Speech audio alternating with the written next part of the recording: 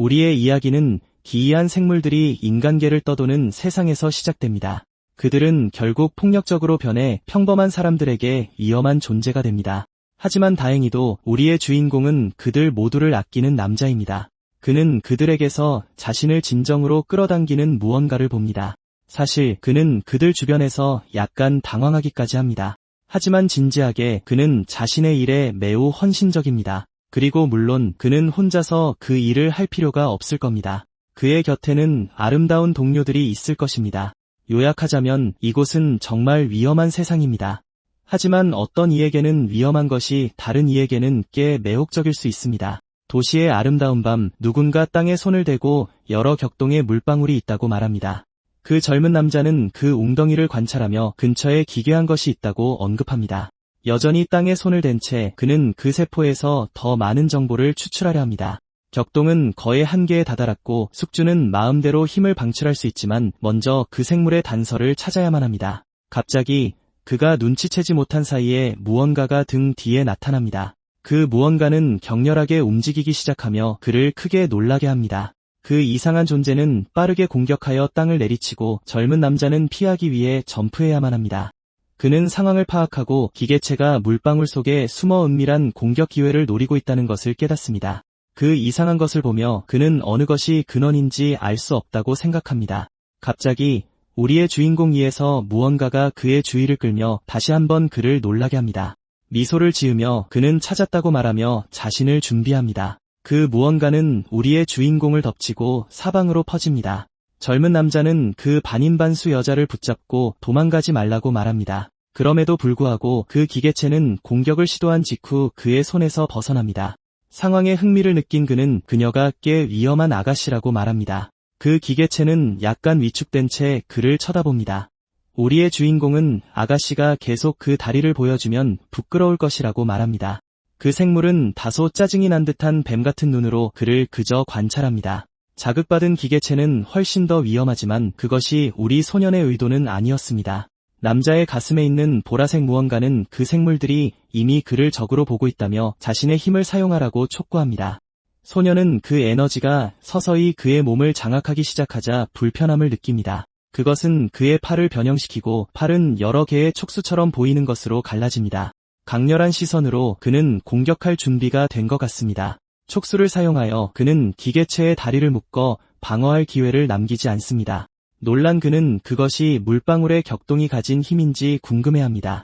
어쩌면 사람들은 그 작전을 잘못된 것으로 볼지도 모르지만 아마도 숙주는 상황을 더 잘 이해할 필요가 있을 겁니다. 갑자기 적어도 우리 젊은 남자의 눈에는 아름다운 그 생물이 얽혀있던 다리 중 하나를 풀어냅니다. 이번에는 젊은 남자가 그녀가 그걸 해낼 거라고 예상하지 못했던 것 같습니다. 이제 자유로워진 그녀는 온 힘을 다해 그에게 달려듭니다. 우리 젊은 남자에게는 끝이 될 수도 있습니다. 그 이상한 촉수팔을 사용하며 그는 그녀가 여전히 반격할 생각이냐고 물으며 반응합니다.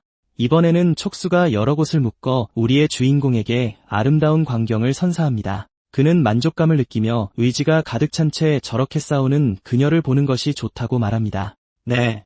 이번에는 그의 생각이 꽤 음탕했고 그의 기생체가 그의 주의를 끕니다. 그러자 그 생물은 거대한 입을 벌립니다.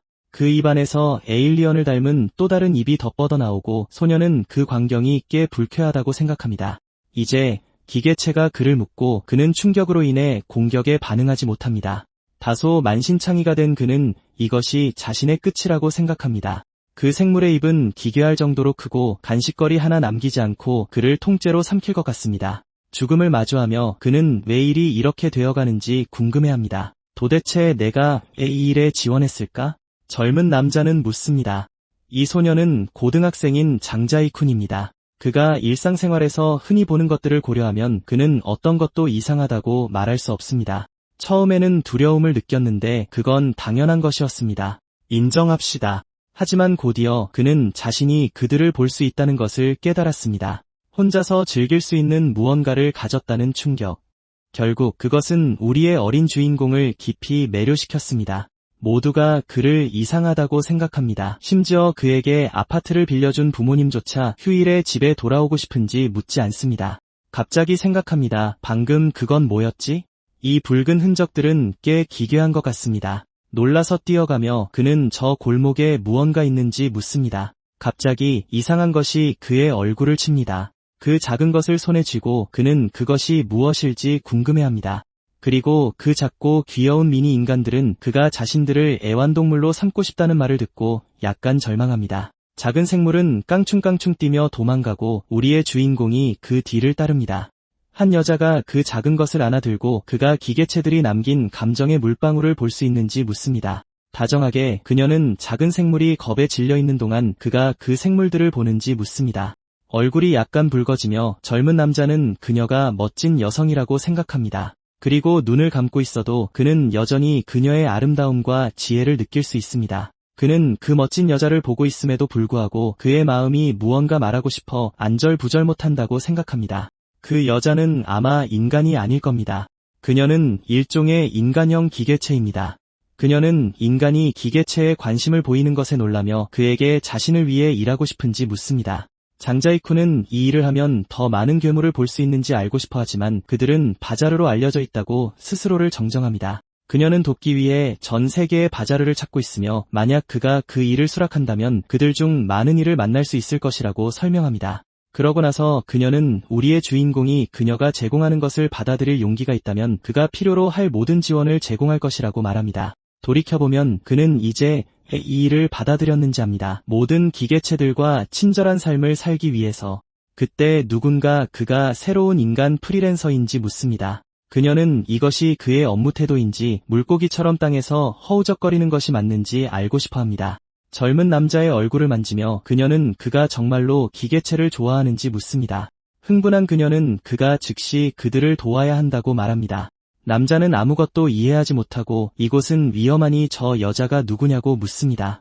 생물이 맹렬하게 공격하자 그는 그녀가 안전을 위해 뒤로 물러나는 것이 좋겠다고 말합니다. 그녀는 젊은 남자를 안고 뛰어올라 괴물의 공격을 피합니다. 그러고 나서 그녀는 그가 자신에게 경고하려 했는지 묻지만 그를 가방처럼 들고는 자신이 아니었다면 그는 죽었을 것이라고 말합니다. 우리의 젊은 남자는 상처가 치유되었지만 온몸이 흉터로 뒤덮인 것을 깨닫습니다. 그 아름다운 여자를 떠올리며 그는 그녀가 도우라고 이 소녀를 보냈는지 궁금해합니다. 그러고 나서 그는 그녀가 그런 배려심을 가졌을 거라고 생각지 못했기에 감동합니다. 상황을 분명히 하고 싶었던 소녀는 자신이 그 기계체들과는 아무 관련이 없다고 설명합니다. 하지만 더 진지하게 그녀는 그들을 다루는 것은 남자의 기술에 달려있을 것이라고 말합니다.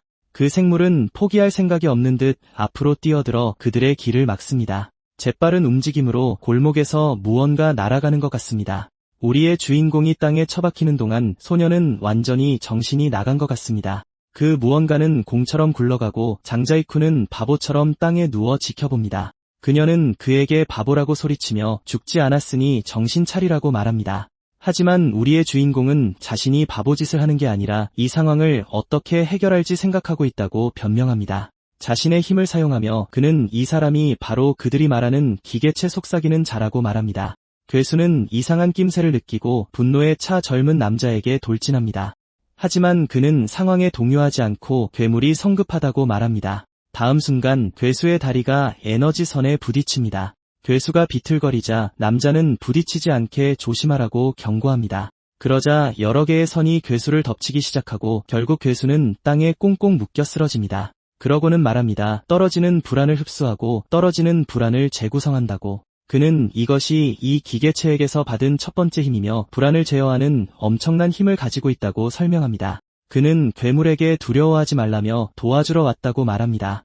하지만 기계체는 대화에 별로 관심이 없는 것 같습니다. 그리고 강력한 도약으로 그 속박에서 벗어납니다. 그 말하는 머리는 상황이 심상치 않으니 조심하라고 말합니다. 그리고 괴수는 에너지를 가득 모아 그를 공격할 준비를 합니다. 그의 가슴 속에 있는 그것도 꿈틀거리는 것 같고 그는 다시 한번 실타래로 괴물을 공격합니다. 괴수는 그의 위에서 다시 꽁꽁 묵입니다. 마치 가련한 소녀처럼 그의 무릎 위로 떨어집니다. 연민에 가득 차 그는 안타깝다고 생각합니다. 그는 그녀의 모든 상처가 치유되었다고 말합니다. 그는 그녀를 만나기 전 벽과 바닥에 불안의 흔적이 가득한 곳을 발견했고 그녀가 맨발로 날카롭고 부서진 돌 위를 지나며 그곳에 흔적을 남겼다고 말합니다. 다른 사람들은 이걸 무시할지 모르지만 그는 그녀를 보자마자 알아챘다고 말합니다. 만약 그녀의 행동에 정신이 팔리지 않았다면 이 점을 더 일찍 알아차렸을 거라고 합니다.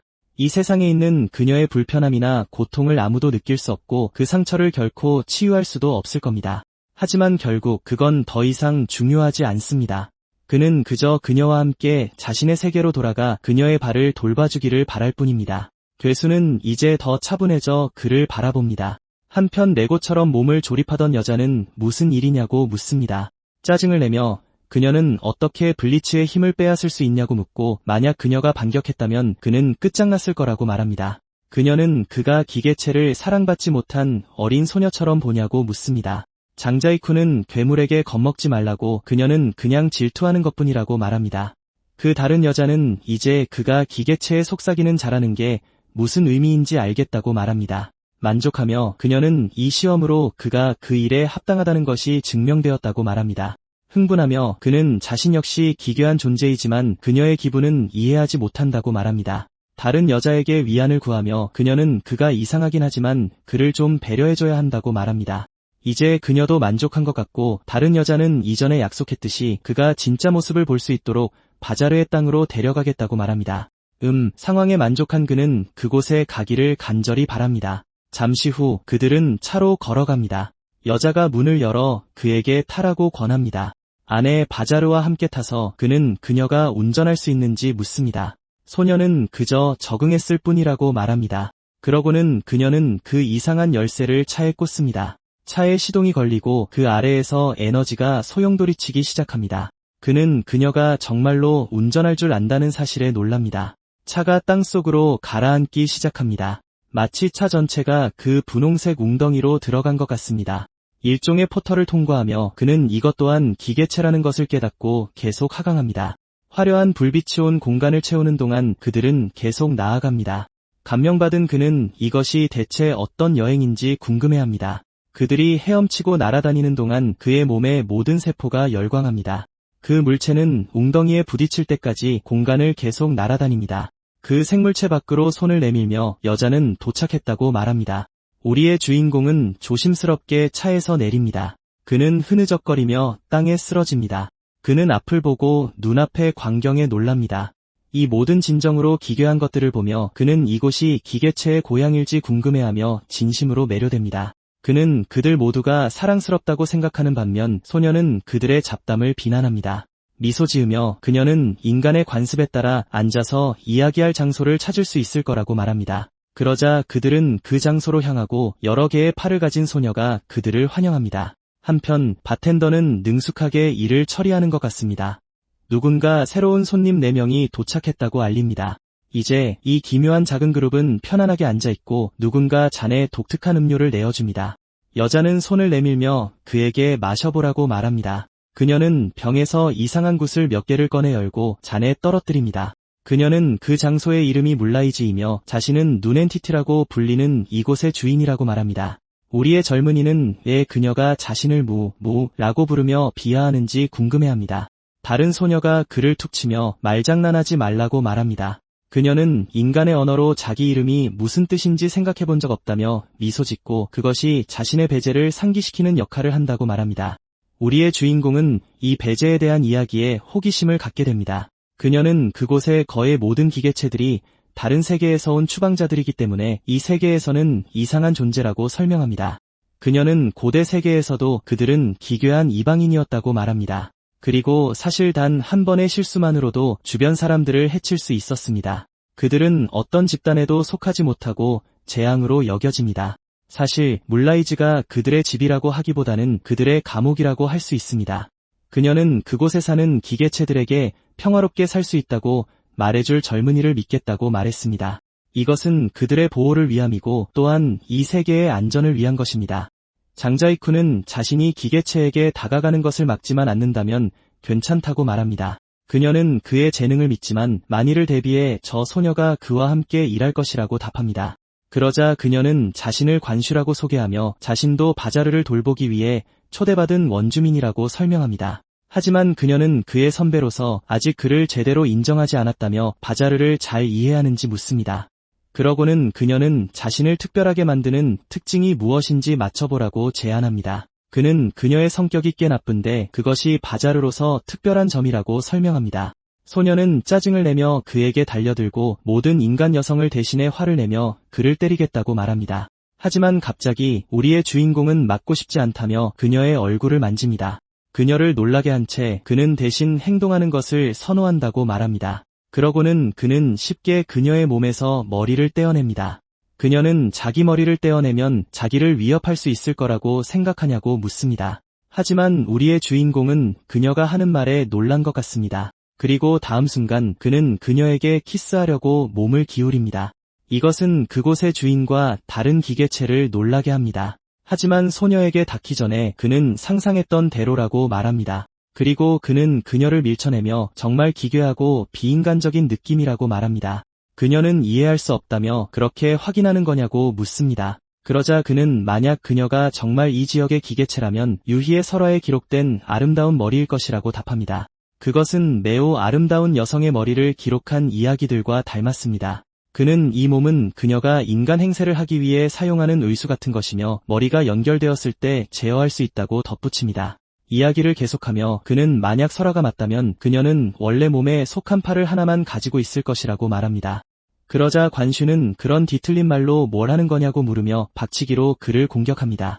하지만 우리의 소녀는 소녀가 개처럼 그의 팔을 물었을 때 이미 폭력적인 상황을 예상하고 있었습니다. 마침내 그녀는 머리를 잡아 제자리에 다시 놓았고 그는 드디어 이해했다고 말합니다. 그는 그녀의 머리는 단지 적을 속이기 위한 것이고 팔이 진짜 몸이라고 말합니다. 그녀는 이 말에 꽤 충격을 받은 것 같고 지옥에나 가라며 이상한 박치기로 다시 그를 공격합니다. 우리의 주인공은 그곳에서 내던져져 유리를 뚫고 추락합니다. 그는 이 상황에 놀란 것 같다. 그는 아직도 공중에서 떨어지고 있다는 사실을 이상하게 여긴다. 그는 원래 이랬던 건지 그리고 이 문이라는 곳이 거대한 바자인지 궁금해한다. 갑자기 그 생물에게 무언가 일어나기 시작하고 녹색 촉수가 나타난다. 촉수들은 아직 공중에서 떨어지고 있는 우리 주인공에게 뻗어나간다. 그리고는 소년의 팔과 다리를 감싸자 그는 놀라움을 금치 못한다. 그리고 그들은 그를 물라이즈로 다시 끌어올려 구해준다. 누군가 그에게 거기서 몇 번 장난쳐도 괜찮다고 말한다. 그녀는 둘이 잘 지내길 바란다고 덧붙이지만 여자는 속으로는 별로 신나 보이지 않는다. 그러고는 이미 결정됐으니 오늘 밤부터 함께 살아야 한다고 말한다. 이 상황에 여자는 짜증이 나고 남자는 약간 걱정스러워한다. 약간 믿기지 않는 듯 그는 여기가 자기 방이냐고 묻는다. 사실 꽤 괜찮은 방처럼 보이지만 그는 바자 같지는 않다고 놀린다. 그러자 여자는 침실 문을 쾅 닫고는 이제 느껴지냐고 묻는다. 다소 이상한 자세를 취하며 그녀는 이게 바자를 떠올리게 하냐고 묻는다. 그녀가 다시 그를 공격하려 하지만 소녀는 피한다. 벽에 손가락을 박으며 그는 동요가 커지고 상황이 심각해지는 것을 느끼며 장난칠 시간이 없다고 말한다. 그리고 그는 자신의 힘을 사용하기로 결심한다. 그는 분홍색 촉수로 그녀의 몸을 묶기 시작하고 여자를 꼼짝 못하게 하는데 성공하는 것 같다. 이제 여자를 제압해서 약간 진정됐지만 그녀는 이렇게 꽁꽁 묶인 것에 짜증을 내는 것 같고 그는 그 동요를 흡수하기 시작한다. 효과가 있는 것 같지만 그녀가 자신의 상대가 아니라는 점을 명심해야 한다. 바자의 위험 등급은 혐오급, 위험급, 치명급 그리고 생명급으로 분류된다. 숙주가 그와 공생관계에 들어간 직후 그녀는 생명급을 혼자 처리할 수 있는 주니어 바자가 되었다. 그녀는 매니저로서 소통과 지원만 담당한다. 하지만 만약 그녀가 욕망에 굴복하면 치명급 바자가 될 것이고 다시 연결이 끊어지는 것 같다. 그녀의 나머지 몸은 땅 위에서 움직이지 않는 것 같고 그 두 부분은 우리 주인공 앞에 떠 있다. 그는 무슨 일이 일어나고 있는지 놀란다. 그는 자신의 팔과 머리가 분리되어 아파트 벽 속으로 가라앉고 있다는 것을 깨닫는다. 여자가 이런 능력을 가졌으니 그는 어느 방향에서든 공격받을 것을 예상한다. 갑자기 무언가 그의 주의를 끈다. 하지만 그가 무슨 일인지 돌아보기도 전에 등 뒤에서 공격을 받는다. 그리고 그는 강한 충격과 함께 그대로 바닥에 쓰러진다. 그녀는 자신이 물질을 통과하고 연결된 모든 것을 조종할 수 있다는 것을 그가 제대로 이해했다고 말한다. 하지만 그녀는 안다고 해서 어쩔 거냐며 그를 비웃는다. 그녀가 공격을 준비하는 동안 장자이쿠는 무방비 상태로 바닥에 쓰러져 있다. 갑자기 등 뒤에서 팔이 나타나 그의 목을 잡고 그녀는 이것이 바자들의 환영의식이라고 설명한다.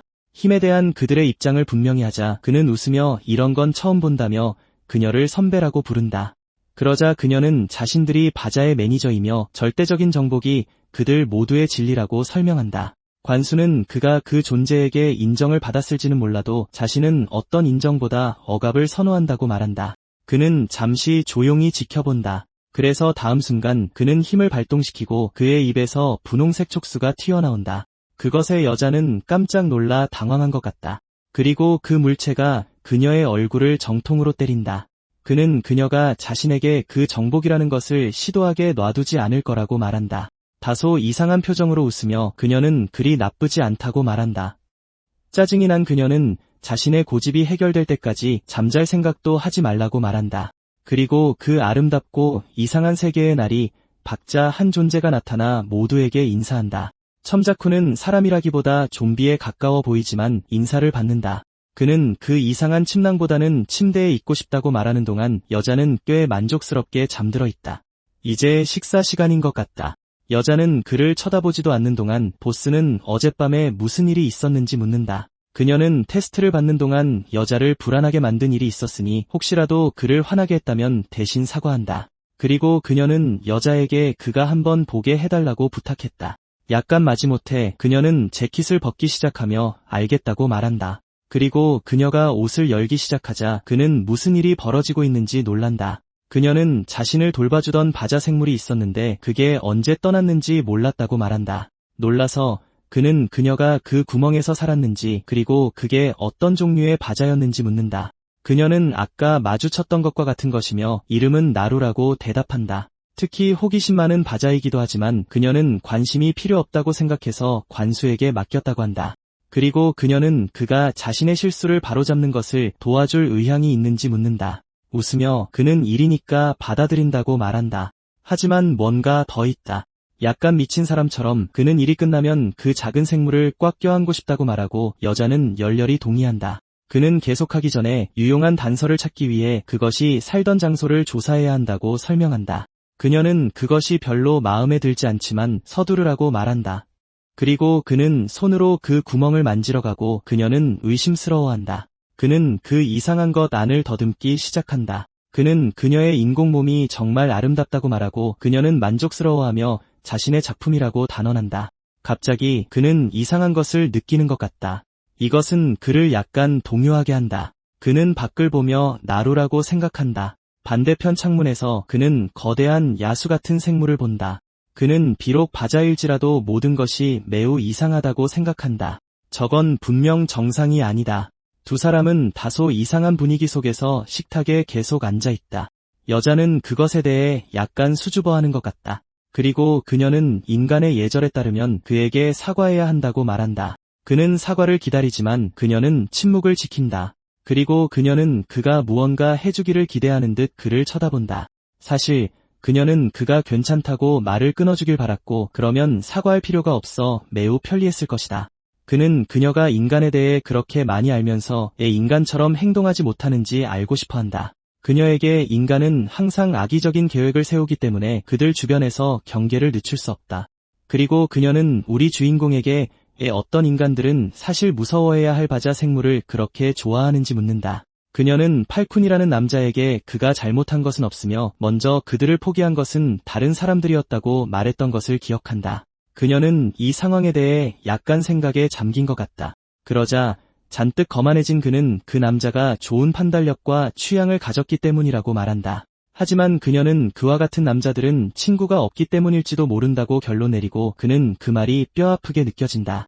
여자도 다소 자만심에 차서 처음 매니저가 된 그에게 조언을 해주겠다고 말한다. 그녀는 바자 생물을 찾고 돌보는 이 일에서 인간들이 종종 그들을 가장 큰 위협으로 본다고 설명한다. 장자이쿠는 이해한다고 말하지만 인간으로서 그녀에게 무언가 설명해주겠다고 한다. 그리고 그는 그녀의 강한 모습이 사라지고 있다고 말하고 여자는 다소 긴장한다. 다음 순간 그 차가 다시 인간 세계에 나타난다. 차에서 내리며 그녀는 나라가 어디 있을지 느낄 수 있냐고 물으며 진행하라고 말한다. 하지만 그는 바자 생물을 정확하게 판단할 수 있을 뿐 소통 능력은 없다고 설명한다. 그럼에도 불구하고 그는 감을 잡을 수 있다고 주장한다. 궁금해하며 그녀는 그게 뭐냐고 묻고 그는 그냥 자기를 따라오라고 말한다. 그는 네로의 둥지에서 그녀의 기운을 발견한 후에 그 거대한 눈이 나타났다고 생각한다. 느닷없이 그들은 누군가 도움을 청하는 소리를 듣는다. 한 여자가 절망에 빠져 바닥에 쓰러져 저게 뭐냐고 물으며 가까이 오지 말라고 애원한다. 신이 난 광저우는 길에서 방금 그것을 발견했다는 것을 깨닫고 잡으러 달려간다. 하지만 그 작은 생물은 별로 신나 보이지 않는 듯 그들에게서 깡충깡충 뛰어 멀어지기 시작한다. 조금 실망한 그녀는 그것이 허공으로 그냥 사라져 버린 것을 알아차린다. 장자이쿠는 이것이 그 생물의 회피 기술 같은 것이며 관슈 선배조차도 제어하지 못할 것이라고 생각한다. 그는 저 여자에 대해 무언가 놀란다. 그리고 절박하게 그녀는 그도 그것을 봤냐고 묻는다. 주체할 수 없이 소리치며 그녀는 그것이 괴물이었다고 말한다. 울면서 그녀는 그 생물이 와서 자기 견과류를 먹어버렸다고 주장한다. 장자이쿠는 그 상황을 진심으로 믿지 않는 것 같다. 그녀는 그것이 결코 누릴 수 없는 정신적 지지이기 때문에 그곳에 갔다고 말한다. 하지만 이번에는 마음이 편해질 수 없을 것이다. 그는 나루가 새로운 것에 쉽게 끌린다는 사장님의 말을 떠올리며 견과류에 호기심을 가졌을 거라고 믿는다. 소녀는 충격을 받은 채 그렇게 끔찍한 것을 마주칠 줄은 몰랐다며 남자의 생각을 알고 싶어한다. 하지만 그는 그런 끔찍한 괴물 같은 건 본 적이 없다고 말한다. 그러자 그녀는 미친 사람처럼 보인 것에 사과하며 자신을 이상하게 생각하지 않을 사람을 만났다고 생각했다고 말한다. 우리의 주인공은 이것에 대해 생각하며 사람들이 그를 이상하고 예개인 같다고 부르던 때를 기억한다. 그들은 그가 정말 인간이 맞냐고 물으며 매우 이상하다고 놀려댔다. 그는 또한 다른 사람들이 훨씬 더 이상했다고 생각한다. 그때 갑자기 누군가 저기 있다고 소리친다. 남자들은 여자를 붙잡으며 그녀가 정신병원에서 여러 번 탈출해서 자신들을 괴롭힌다고 말한다. 그들은 그녀가 돌아가면 구속복을 입게 될 것이라고 말한다. 여자가 아직 밤을 먹지 못했다고 소리치는 동안 관슈는 조금 전 나루와 엮였던 그 소녀가 아니냐고 묻는다. 하지만 우리의 주인공은 그녀가 정신적인 문제가 있는 환자일 뿐이며 둘을 비교할 수는 없다고 말한다. 그리고 그는 나루를 찾았을 때 아무도 그를 귀찮게 하지 않기를 바란다고 말한다. 그때 갑자기 누군가 다가와 이 이름에 대해 묻는다. 그 남자는 장자이쿤이 저것을 나루라고 부른 것에 대해 궁금해한다. 그는 흥미롭다고 말하며 자신을 따라오라고 한다. 이번에는 그들을 수확하는데 성공할 것이라고. 한편 저 뒤에서는 남자들이 소녀를 제압하고 있다. 그 생물은 우리의 추격자 듀오로부터 계속 도망친다. 그것은 간이 식당에 있는 것에 대해 호기심을 느낀다. 그러다 인간 음식에 관심이 있을지 궁금해한다. 하지만 다행히 아직 점심시간이 아니라서 곧 그 생물을 잡을 수 있을지도 모른다. 소녀는 어떻게 할 것인지 궁금해한다. 간이 식당이 가득한 그곳은 그리 붐비지는 않는 것 같다. 그러자 그는 그녀에게 그냥 앞으로 가라고 말하며 자신이 상인 중 한 명이라고 한다. 그녀는 갑자기 소년이 처음으로 쇼핑하러 나온 이상한 은둔자처럼 보여서 웃기다고 생각한다. 그러자 그는 이물들과 잘 어울린다고 해서 사람들과도 잘 어울리는 건 아니라고 변명한다. 그는 누구나 장단점이 있다고 설명하지만 그가 겁먹은 강아지처럼 그녀 뒤에 숨어있는 동안 소녀는 납득하지 못한다. 결심한 듯 그녀가 앞장서서 나아간다. 그녀는 이 몸이 바로 인간을 상대하기 위한 것이라며 자신이 얼마나 능숙해졌는지 보여주겠다고 말한다. 가판대에 다가가 그녀는 상인의 주의를 끈다. 굳은 결심을 보이며 그녀는 닭튀김 한 포션을 원한다고 말한다. 점원은 그녀가 매우 예의 바른 아가씨라고 생각한다. 그녀는 임무가 성공한 듯 만족스러워하며 치킨을 보여준다. 저 위에서 작은 생물이 상황을 지켜보고 있고 그들은 나루가 자신들을 보고 있다는 것을 깨닫는다. 아마도 좋은 냄새 때문인지 그 생물은 그것에 꽤 관심이 있는 것 같다. 우리의 소녀는 조심스럽게 그 생물을 관찰하지만 그것은 알아채고 달아난다. 관슈는 일이 잘못되었다고 생각하며 약간 실망하고 작전 비용도 날아갔다고 생각한다. 장자이쿠는 그것이 나루가 좋아하는 음식이 아니라고 생각한다. 어쩌면 그 생물은 더 맛있는 것을 선호하는지도 모른다. 소녀는 더 깊은 맛이라는 게 무슨 뜻인지 궁금해하자 그는 저것은 어떻냐고 물으며 가리킨다. 얼마 후 그들은 음식 가판대로 다가간다. 한 여자가 저 냄새가 뭐냐고 묻고 그들은 아주 강한 냄새가 나는 무언가가 놓인 테이블에 앉아있다. 먹음직스러운 음식 한 접시가 차려지고 그는 아주 만족스러워하며 그 음식의 이름이 리오세핀이라고 말한다. 소녀는 약간 당황하며 이게 효과가 있을지 모르겠다고 느낀다. 장자이쿤 역시 효과가 있을 거라고 장담할 수는 없지만 그러길 바란다. 갑자기 작은 생물이 테이블 가장자리에 나타나 그 독특한 음식 접시를 향해 기어오르기 시작한다. 그 작은 녀석은 정말 귀엽다. 그곳에서는 어떤 이상한 기운이 끓어오르고 있다. 소녀는 왜 그가 거기 있으면서 먹지 않는지 궁금해한다. 우리의 주인공은 조용히 그 생물을 관찰한다. 마침내 그는 작은 생물에게 자신이 모든 것을 잘못 생각했다고 사과한다. 그는 조금 전 그 생물이 자신을 보자마자 도망쳤던 순간을 떠올린다. 그것은 생물이 더 매력적인 것을 찾았거나 좌절했거나 무서워서가 아니었던 것 같다. 사실 그것은 본능을 공황 상태에 빠뜨릴 만큼 강렬한 열정을 가진 누군가를 만났기 때문이었다. 그리고 그는 그 생물이 이 냄새들을 쫓는 이유가 사람들이 먹고 나면 평온해지기 때문이라는 것을 이해한다. 그래서 그는 그것이 찾는 것이 긴장을 풀 수 있는 환경인지 묻는다. 우리의 주인공이 관슈를 부르자 그녀는 그런 격식 있는 부름에 의심을 품는다. 하지만 그는 미소를 지으며 그들이 잘 맞지 않을 수도 있다고 말한다. 하지만 그는 이 일이 그녀에게 얼마나 힘든지 알고 있다. 그러고는 오늘은 긴장을 풀고 인간 음식을 좀 즐기고 싶지 않냐고 묻는다. 그녀는 당황하며 왜 그런 일을 하고 싶어 하냐고 묻는다. 장자이쿤은 자신의 판단에 실수가 없으니 더 쾌적한 분위기를 만드는데 도움을 줄 수 있도록 자신을 믿어달라고 한다. 그녀는 이것에 대해 꽤 부끄러워하지만 결국 음식을 입으로 받아들인다. 우리의 소녀는 그녀에게 마음에 드냐고 묻는다. 여전히 부끄러워하며 농담으로 저기 있는 저 음식보다 훨씬 낫다고 말한다. 주위 사람들은 그들을 닭살 돋는 커플이라고 생각하는 반면 나루는 호기심 가득한 눈으로 상황을 지켜본다. 그는 우리의 주인공이 그렇게 하는 것을 지켜본다. 그때 갑자기 그곳에서 무언가 일어나기 시작하고 그 생물은 긴 녹색 머리의 아름다운 소녀로 변신한다. 그들을 놀라게 하며 소녀가 장자이쿤을 쿡 찌른다. 그리고는 자신과 음식을 가리키며 힘들게 루아라고 묻자 우리의 소녀는 이에 약간 놀란다. 그리고 관슈는 나루가 저것으로 변신했는지 묻는다. 관슈는 눈엔티티님께서 이 변신에 대해 말했으며 그녀가 충분히 매료되었을 때 그렇게 할 것이라고 했다고 말한다. 장자이쿤은 상당히 놀란다. 그녀는 나루의 변신과 그것이 영혼의 더 깊은 측면, 즉 다른 면이라는 것을 잘 기억한다. 그러다 그녀는 이 소녀가 장자이쿤과 무슨 관련이 있는지 궁금해한다. 소녀는 아기처럼 팔을 흔들며 소리를 내기 시작한다. 장자이쿤이 이해하지 못하고 무슨 말을 하려는 거냐고 묻자 관슈는 그를 비웃으며 자칭 이물의 속삭이는 자 아니었냐고 쏘아붙인다. 하지만 그는 자신의 지식은 어느 정도의 공감만 가능하게 할 뿐이라며 어떻게 다른 사람의 마음을 읽을 수 있겠냐고 대답한다. 절망한 그녀는 지구에 아직 제정신이 남아있을지도 모른다고 생각한다. 갑자기 소녀가 무언가 알아챈 듯 얼굴이 붉어진다. 그러더니 난데없이 소년의 손가락에 입을 갖다 대고 다소 이상한 자세로 그를 쳐다보며 그대로 있는다. 장자이쿤은 아무것도 이해하지 못하고 대체 무슨 의미냐고 묻는다. 하지만 그녀는 마침내 그의 손가락을 놓아줄 때까지 하던 일에 계속 집중하고 안도의 한숨을 내쉬는 것 같다. 장자이쿤은 마침내 이해한다.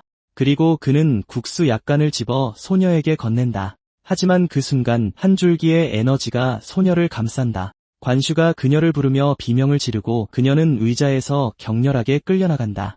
한 사람이 나타나 소녀를 강아지처럼 안고는 이물들의 경계심을 풀게 하는데 능숙하다고 말한다. 그는 그것에 대해 매우 감사하다고 말한다. 우리의 주인공은 그 남자가 나루를 볼 수 있다는 사실에 놀란다. 변신 전후로는 사람들에게 보이지 않아야 할 텐데 남자는 문제는 그들이 달의 일원이 아니면서도 기일을 추적할 수 있다는 점이라고 말해요. 부하들은 모두를 데려가겠다고 말합니다.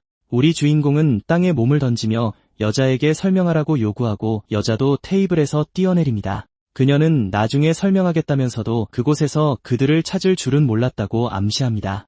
또한 그들은 자신들과 다르며 적인이 나루를 되찾는데 집중해야 한다고 말합니다. 소녀는 절망에 차소리 지릅니다. 장자이쿤은 그녀의 동요 수준이 점점 높아지고 있음을 알아차립니다. 그의 내면에서 숙주는 동요의 원천을 감지했으며 이제 그의 힘을 더 잘 활용할 수 있다고 말합니다. 그러자 그 모든 에너지가 분홍색 촉수 형태로 우리 주인공에게서 나타나기 시작합니다.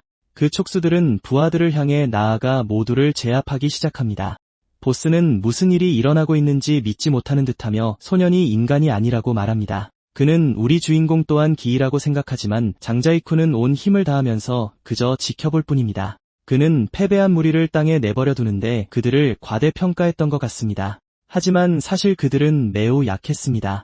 그의 파트너는 적에 화난 장자이쿤의 모습인지 궁금해합니다. 그녀는 비무장한 놈들은 아무것도 아니지만 그들의 눈이 기이를 볼 수 있도록 개조되었다고 말합니다. 한편 우리의 다정한 주인공은 나루에게 다가가 아무것도 아니라며 그녀를 풀어주겠다고 말합니다. 그 순간 소녀는 차 한 대가 멈춰선 것을 보고 그것이 이전에 정신문제가 있던 그 여자라는 것을 깨닫습니다. 보아하니 그 놈들은 사람들을 납치하고 있으며 그들은 진짜 환자가 아닙니다. 그녀는 그 여자 또한 이 상황의 피해자라고 믿습니다. 겁에 질린 그녀는 그 남자들을 처리했는지 묻습니다. 관서는 그들이 그녀에게 무슨 짓을 했는지 알고 싶어합니다. 그러자 여자는 꽤 화를 내며 남자를 짓밟기 시작하고 자기 견과류를 가져가지 말라고 경고했다고 말합니다. 소녀는 그들이 괴물을 잡은 것인지 묻고 나루는 약간 짜증을 냅니다. 하지만 장자이쿠는 아무도 잡지 않았다고 말합니다. 그들을 풀어주고 있는 거라고. 여자가 마침내 견과류를 먹는 동안 그녀는 이해한다고 말합니다. 하지만 그녀의 입안에서 뭔가 아주 기이한 일이 벌어지는 것 같고 그녀는 소리를 지르며 무리를 공격할 준비를 하며 달려듭니다. 맙서사. 무방비 상태의 소녀가 이상한 괴물인 것 같습니다. 그 기이한 것이 앞으로 달려들고 나루는 다시 겁을 먹습니다. 하지만 우리의 강력한 주인공이 앞으로 나서서 무방비 상태의 소녀를 보호합니다. 그녀는 두려움에 떨며 뛰기 시작하고 다시 귀여운 작은 생물체로 변합니다. 관서가 셔츠를 열고 그 안으로 들어오라고 하는데 아주 흥미로운 장소인 것 같습니다. 나루는 펄쩍 뛰어 그 구멍 속으로 쏙 들어갑니다. 장자이쿠는 약간 짜증난 표정으로 이것을 지켜봅니다. 불쌍한 괴물은 우리 주인공이 자신을 속였는지 알고 싶어합니다. 그녀는 그가 괴물을 볼 수 있으니 어떻게 자신이 누구인지 못 봤을 리가 있냐고 묻습니다. 장자이쿠는 전에는 아무것도 볼 수 없었지만 지금은 똑똑히 보인다고 대답합니다. 불쌍한 괴물은 그렇게 상처 주는 말은 하지 말라고 말합니다. 여자는 그들이 같은 과거를 가졌다는 말을 듣자마자 알았다며 다시 공격합니다. 하지만 이번에는 그녀가 우리 주인공을 정통으로 가격하는 데 성공하고 그는 충격으로 멀리 날아갑니다. 장자이쿠는 짜증을 내며 그녀가 자신들이 친구라고 생각하는지 묻습니다. 관서는 이것이 기이와 달을 잡을 때까지 멈추지 않을 인간들의 무리라는 것을 깨닫습니다. 게다가 저 흉측한 여자는 맞고 쓰러진 놈들을 뛰어넘는 변신 수준을 가지고 있습니다. 그녀는 이 상황을 처리해야 한다는 것을 알지만 나루가 그녀의 몸 안에서 불안해하고 있습니다. 그녀의 걱정은 적이 생각보다 강할 수 있고 그러면 모두를 안전하게 지킬 수 없다는 것입니다. 그녀는 지금으로서는 그가 도망치는 것이 최선이라고 생각합니다. 하지만 그에 대한 그의 생각은 사뭇 다른 것 같습니다. 그 기이한 여자는 그에게 자신의 힘을 사용하며 응수합니다. 다시 한번 우리 주인공의 촉수가 그 여자의 기괴한 입을 감쌉니다. 그녀는 그가 계속 자신에게 맞설 수 없다고 말합니다. 그러고는 더욱 흉측해지며 그녀는 그에게 자신과 함께하라고 명령합니다. 숙주가 초신경독이 감지되었다고 말합니다. 그는 숙주에게 지금 당장 무언가 하라고 말하고 갑자기 그는 다른 장소로 이동됩니다.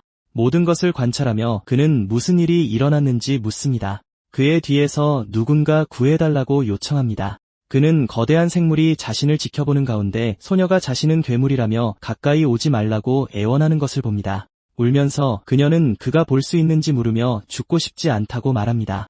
장자이쿠는 괴물이 어디 있냐고 물으며 그녀가 정신문제가 있는지 아니면 그냥 관심을 끌려는 것인지 알고 싶어합니다. 절박하게 그녀는 그게 아니라고 말합니다. 짜증이 난 그는 셔츠를 잡고 그녀가 이런 속임수로 자신을 속이려 한다고 말합니다. 그리고 그는 그 소녀가 악당이라며 주먹을 날릴 준비를 합니다. 갑자기 그는 제정신으로 돌아온 것 같습니다. 그는 자신의 손을 보며 자신이 무엇을 하고 있는지 의문을 품습니다. 그는 그게 자신이 아니었다고 생각합니다. 그건 단지 자신인 척하는 누군가의 환상이었습니다. 갑자기 한 목소리가 그가 모든 것이 거짓이라는 것을 깨달았다고 말합니다. 그러자 그녀가 뒤에서 다가와 이것이 그들의 가장 큰 오해라고 말합니다. 재빨리 반응하며 우리 주인공은 자신의 힘을 불러내지만 아무 일도 일어나지 않아 놀랍니다. 그녀는 그를 껴안으며 이곳은 안전하니 두려워할 필요 없고 아무도 다칠 수 없다고 말합니다. 그녀는 그가 자신을 이해하는지 알고 싶어하며 결국 그들은 동등하다고 말합니다. 그러고는 그의 귓가에 그녀는 자신의 요청을 받아달라고 부탁합니다. 그에게 이상하게 침을 흘리며 그녀는 자신과 하나가 되라고 말합니다. 그러면 함께 그들을 억압하는 괴물들을 죽일 수 있다고. 우리 주인공은 거대한 붉은 눈 앞에서 포옹당한 채 무감각하게 서 있습니다. 현실 세계에서는 두 사람이 서로의 힘으로 얽혀 있습니다. 그녀는 어째서 모든 것이 이토록 고요해졌는지 궁금해하며 공격할 절호의 기회라고 생각합니다. 하지만 다음 순간 아무런 경고도 없이 나루가 뛰어오릅니다. 그녀는 작은 생물체에게 멈추라고 소리치려 하지만 나루는 우리 주인공의 머리로 곧장 향합니다. 그의 이름은 장자이쿤. 태어날 때부터 기일을 보는 능력을 가졌습니다. 그것들은 군중 위를 활공하고 때로는 자기들끼리 싸우지만 인간을 표적으로 삼는 경우는 드물다. 처음에는 겁에 질렸었습니다. 하지만 결국 그는 기이보다 더 무서운 존재를 발견했습니다. 누군가 그에게 모두가 서로 눈을 맞추고 있으며 그가 사라지는 편이 낫다고 말했습니다. 그는 왜 그날을 기억했는지 궁금해하지만 아마도 단지 회상일 뿐일 것입니다. 그는 그날 일어난 모든 것을 기억합니다. 지금 그의 앞에는 나루라는 이름의 소녀가 있습니다. 그는 놀라며 그녀가 누구인지 궁금해합니다. 괴물 여자는 자신의 영역에 침입자가 나타나자 짜증을 냅니다. 나루는 분위기가 불안해지기 시작했다며 끔찍해, 끔찍해 라고 말합니다. 그러고는 장자이쿤에게 다가가 분위기가 아주 평온하다며 아름다워, 아름다워 라고 말합니다. 짜증이 난 괴물 소녀는 지금이 자신의 정신 영역이며 소년을 먹어치울 완벽한 순간이라고 말합니다. 마침내 그녀는 나루를 공격하며 이곳은 내가 들어올 곳이 아니라고 말합니다. 그리고 그녀는 소녀를 통째로 삼킬 것 같습니다. 나루는 삼켜지면서 미소를 짓고는 활성화라고 묻습니다. 그 여자의 힘은 동시에 두 사람을 상대하기에는 좋지 않은 것 같습니다. 하지만 이 작은 간식을 거절할 이유도 없습니다. 나루는 저 끔찍한 송곳니 더미 속에서 쉬고 있습니다. 그리고 마침내 여자가 그녀를 삼켜버립니다. 흉측한 괴물이 만족스럽게 웃기 시작하지만 안에서 무언가 일어나고 있고 이는 끔찍한 괴물을 놀라게 합니다. 거대한 입들이 열리기 시작하고 그 안에서 나루가 온전한 모습으로 나타납니다. 괴물 같은 여자는 고통스럽게 비명을 지르지만 나루는 아무 일도 없었다는 듯이 지켜봅니다. 손을 한번 휘젓자 그녀 역시 힘을 사용하기 시작하고 모든 것을 작은 빨간 공으로 바꾸며 미소 짓습니다. 그 이상한 여자는 이미 이상했던 자신의 입이 파괴되었다는 것을 깨닫습니다. 그러자 나루는 그 공을 입에 넣기 시작합니다. 그녀는 마치 정말 맛있는 것이라도 되는 양 그것을 삼킵니다. 하지만 다음 순간 그녀는 그것을 뱉어냅니다. 인간과 기이한 존재의 맛이 섞여 있어서 기이한 존재를 흡수한 돌연변이 인간 같은 것이라고 말합니다. 하지만 그것을 먹지 않으면 소중한 사람을 되찾을 수 없을 겁니다. 돌연변이 여자는 자신의 정신 영역에서 고통을 느끼고 있다는 것을 믿을 수 없는 것 같습니다. 아이러니컬하게도 그 괴물은 다른 소녀가 어떤 종류의 괴물인지 알고 싶어합니다. 겁에 질린 그녀는 가까이 오지 말라고 명령합니다. 네라는 그녀를 비웃으며 정신 영역에서는 자신이 무적의 괴물일 뿐이라고 말합니다. 그리고 다소 귀여운 방식으로 그녀는 그 여자를 먹는 것에 대해 이야기합니다. 그곳에 거대한 눈이 나타나고 이어서 기괴하고 거대한 입이 따라옵니다. 그것은 무자비하게 소녀에게 다가갑니다. 그녀는 겁에 질려 비명을 지르다 마침내 자신을 닫아버립니다. 현실 세계로 돌아온 그녀는 겁에 질린 듯 여전히 약간의 피를 토해냅니다. 우리의 주인공 역시 놀란 표정입니다. 다음 순간 소녀는 땅에 쓰러져 있고 그는 그녀를 지켜봅니다. 소녀는 그녀가 방금 자신의 정신을 질식시켰지만 지금은 모든 것이 괜찮다고 설명합니다. 나루는 이 부탁의 대가로 지금처럼 상황을 안정적으로 유지해달라고 요청합니다. 그러다 갑자기 다가와서는 그의 과거를 봤는데 아주 맛있었다고 말합니다. 그는 이런 태도에 상당히 놀랍니다. 갑자기 권초가 그의 앞에 나타나 괜찮냐고 묻습니다. 하지만 근처에서 누군가 소리를 내어 그들의 주의를 끕니다. 또다시 이상한 소리를 내고 있는 나루입니다. 우리의 주인공은 괜찮으니 걱정하지 말라고 그녀에게 말합니다. 하지만 그는 나루가 그 거대한 눈인지 아니면 다른 무언가인지 이해하지 못한 채 무슨 일이 있었는지 생각하고 있습니다. 그는 어느 부분이 현실이고 어느 부분이 상상인지 의심하고 있습니다. 그리고 사실 어떻게 보든 나루는 그들이 만난 가장 경이로운 바자르입니다. 우리의 주인공이 바자르의 발에 무언가를 올가맵니다. 그는 만족스럽게 웃으며 그 정도면 충분할 것이라고 말합니다. 그는 넘쳐 흐르는 동요는 없을 것이며 그것이 자신의 발걸음을 방해하지 않을 것이라고 믿습니다. 그는 이제부터 문라이즈 밖의 장소에서는 그녀가 다시 동요하지 않을 것이라고 장담합니다. 그 생물은 이것에 꽤 만족하는 것 같습니다. 그녀는 그에게 바싹 달라붙어 그를 어색하게 만들면서 그녀가 행복하면 자신도 행복하다고 말합니다. 하지만 무언가 그의 주의를 끌고 그는 그것이 무엇일지 궁금해합니다. 권초는 그것이 놀람의 반응이라고 생각합니다. 지부장님은 인간과 기이한 존재가 이렇게 잘 지내는 것을 처음 본다고 말합니다. 그녀는 오래가지 못할 것이라고 생각했다고 덧붙입니다. 게다가 그녀는 예상보다 더 놀랐다고 고백합니다. 장제고는 이야기 속에서 많은 기이한 존재들이 인간을 해쳤기 때문에 인간들이 그들을 그렇게 두려워하는 것이라고 설명합니다. 그는 뱀이 인간의 경멸의 희생자였지만 그들은 단지 반응하여 자신을 방어할 뿐이며 이것을 이해하는 인간은 그들과 조화로운 삶을 살 수 있다고 설명합니다. 인간은 또한 참새를 역병으로 여기지만 이제는 전 세계에서 번성하고 있습니다. 게다가 그들은 해를 끼치지 않는 거미를 두려워하며 인간 문명을 위한 혼란 위에 윤리를 두는 것은 훌륭한 일입니다. 미소 지으며 그는 기이한 존재들을 매우 정확하게 판단하며 그들이 공존할 수 있다고 믿는다고 말합니다. 관초는 인류를 위협하는 위험한 기이한 존재가 있는지 알고 싶어합니다. 그리고 그는 자신이 인류와 함께 잘 살 수 있다고 믿는지 묻습니다. 하지만 놀랍게도 우리의 주인공은 그녀가 인류의 일부를 묘사하고 있는 것이 아닌지 묻습니다. 그리고 그는 그들이 생명선을 긋기 전까지는 멈추지 않을 것이라고 단언합니다. 지부장님은 몇 초간 생각에 잠기지만 우리의 주인공이 인간이 아닌 기이한 존재에 대해 이야기하고 있는지 그가 감당할 수 없을 정도로 위험한 기이한 존재가 될 것인지 의문을 품습니다. 그러자 그는 이것이 문라이즈의 목표가 아니라고 지적하며 지부장님께 맡기겠다고 대답합니다. 미소 지으며 누엔티티는 그것이 그의 의무이며 이 책임을 누구에게도 넘길 수 없다고 말합니다. 장제고는 공격했던 놈들이 대체 누구인지 알고 싶어하며 그들을 놓아준 것을 걱정합니다. 그러자 그녀는 그 집단이 문시즈라고 불리는지 묻습니다. 다른 곳에서는 그 괴물 소녀가 놀라 잠에서 깨고 자신이 이상한 금속 촉수들에 갇혀 있다는 것을 깨닫습니다. 한 사람이 다가와 실망했다고 말합니다. 그들은 그녀의 패배에 대해 그뿐만 아니라 문시즈 전체가 부끄러워한다고 덧붙입니다. 그녀는 놀라고 겁에 질려 말을 더듬으며 로드 바론이라고 부릅니다. 바로 가까이에서 그는 그녀가 예쁜 얼굴을 가졌지만 처음 봤을 때는 그렇지 않았다고 말합니다. 그녀는 정신과 마찬가지로 삶과 마약으로 파괴된 몸으로 이태로운 상황에 있었습니다. 그녀는 자신의 삶을 통제할 수 없는 절망 속에서 길을 잃었습니다. 그녀를 구하고 치유했을 뿐만 아니라 기이한 존재와 융합시켜 힘을 준 것도 바로 그였습니다. 가학적인 표정으로 그는 기대에 가득 차 있었고 그녀와 함께 여러 기이한 존재들을 모을 생각이었다고 말합니다. 그리고 그는 그녀가 언젠가 문시즈의 공작이 될 기회를 가질 수 있었다고 덧붙입니다. 날카로운 시선으로 그는 그녀에게 많은 것을 주었으며 그 대가로 실패하지 않기만을 기대한다고 단언합니다. 그녀의 얼굴을 세게 쥐어짜며 그는 왜 그 힘을 아무것도 아닌 것으로 만들었는지 알고 싶어합니다.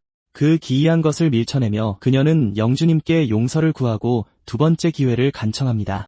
그 남자 앞에서 거대한 폭발이 일어납니다. 미소 지으며 그는 마음대로 쓸 수 있는 졸이 많다고 말하고 여자의 턱은 땅으로 떨어집니다. 그는 천천히 자원을 획득하는 것이 결국 문시즈의 진화를 방해한다고 생각하며 걸어갑니다. 그들에게 기이한 존재는 인류의 적이며 그들을 힘으로 바꾸는 것이 인류에게 가장 큰 은총입니다. 그의 목표는 자신의 그룹 문시즈의 이름으로 문라이즈를 무너뜨리는 것입니다. 휴대폰을 보며 그는 자신이 가장 아끼는 기사를 파괴한 사람이 그 남자였다고 생각하고 그게 그 소년이었는지 궁금해합니다. 흥분한 그는 그 소년을 직접 보고 싶어하며 그를 인류의 배신자라고 부릅니다. 그 순간 우리의 주인공은 교실에 있습니다. 한 남학생이 실종됐던 장제곤이 아니냐고 묻고 여학생은 결석이 방해되지 않도록 합의가 된 것 같은데 어떻게 학교를 빠질 수 있었는지 알고 싶어합니다. 남학생은 그게 특혜받는 학생 아니냐고 물으며 그의 배경이 무엇인지도 알고 싶어합니다. 하지만 그는 최근에 전학 와서 잘 모릅니다. 그러자 그녀는 장제곤이 치르는 모든 시험에서 1등을 한다고 말합니다. 그는 흥분해서 일어서며 그가 우등생이라고 말하고 그가 무엇을 할 수 있는지 알고 싶어합니다. 하지만 소녀는 그가 체육에서도 1등이며 선생님보다도 강하다고 덧붙입니다. 그녀는 남학생에게 그를 그냥 무시하라고 말하며 그가 어렸을 때 반 친구들에게 놀림을 받았다고 설명합니다. 그 소년들은 오늘날까지도 발견되지 않은 것 같습니다. 지부장님은 그의 인간으로서의 정체성을 존중할 것이며 이 일은 파트타임으로만 할 수 있다고 말했습니다. 그녀는 자신의 지휘 아래 문라이즈가 조화로운 공존을 이룰 수 있다고 덧붙입니다. 그리고 문시즈에 관해서는 관초가 시간이 날 때 볼 수 있도록 정보를 전화로 보내줄 겁니다. 그는 휴대폰을 보며 이 그룹이 무엇인지 궁금해합니다. 비밀스러운 인간 조직인 것 같습니다. 언제 설립되었는지는 알 수 없습니다. 수십 년 혹은 수백 년이 되었을 수도 있습니다. 인간들로 구성되어 있지만 순수한 인간은 아닙니다. 그들은 필요한 수단을 가리지 않고 기이한 존재들을 쫓고 사냥하여 그들의 힘으로 만들었습니다. 장제고는 그들이 반은 인간, 반은 기이한 존재일 수 있는지 궁금해합니다. 관초는 수술을 통해 기이한 존재의 일부를 인간의 몸에 이식하는 데 성공했다고 이야기합니다. 그래서 팔다리와 힘을 잃은 그 기이한 존재들은 쓰레기처럼 취급되고 여겨집니다. 장제고는 이 정보에 매우 놀랍니다. 그 조직은 제국 자기체계로 구성된 것 같더군. 위에서부터 공작, 후작, 백작, 자작, 남작으로 나뉘어 있어. 그가 말하길 저번에 마주쳤던 그 여자는 남작도 아니라고 하더군. 그냥 기사였을 뿐이야. 하지만 힘만이 조직 내 지위의 기준은 아니며 자신도 그 기사를 겨우 감당할 수 있다고 말했어. 그가 직접 명령을 내렸지. 만약 그들 중 하나를 혼자 발견하면 즉시 후퇴해야 한다고. 이 말에 주인공은 꽤 놀랐어. 그가 학교에서 일어서자 정전이 된 것 같았지. 너무 어두운 데다 거의 수업이 끝날 시간이었거든. 가장 시끄러워야 할 시간인데 주변에 왜 사람 한 명 없는지 의아해했어. 걸으면서 아무 소리도 들리지 않는다는 걸 깨달았지.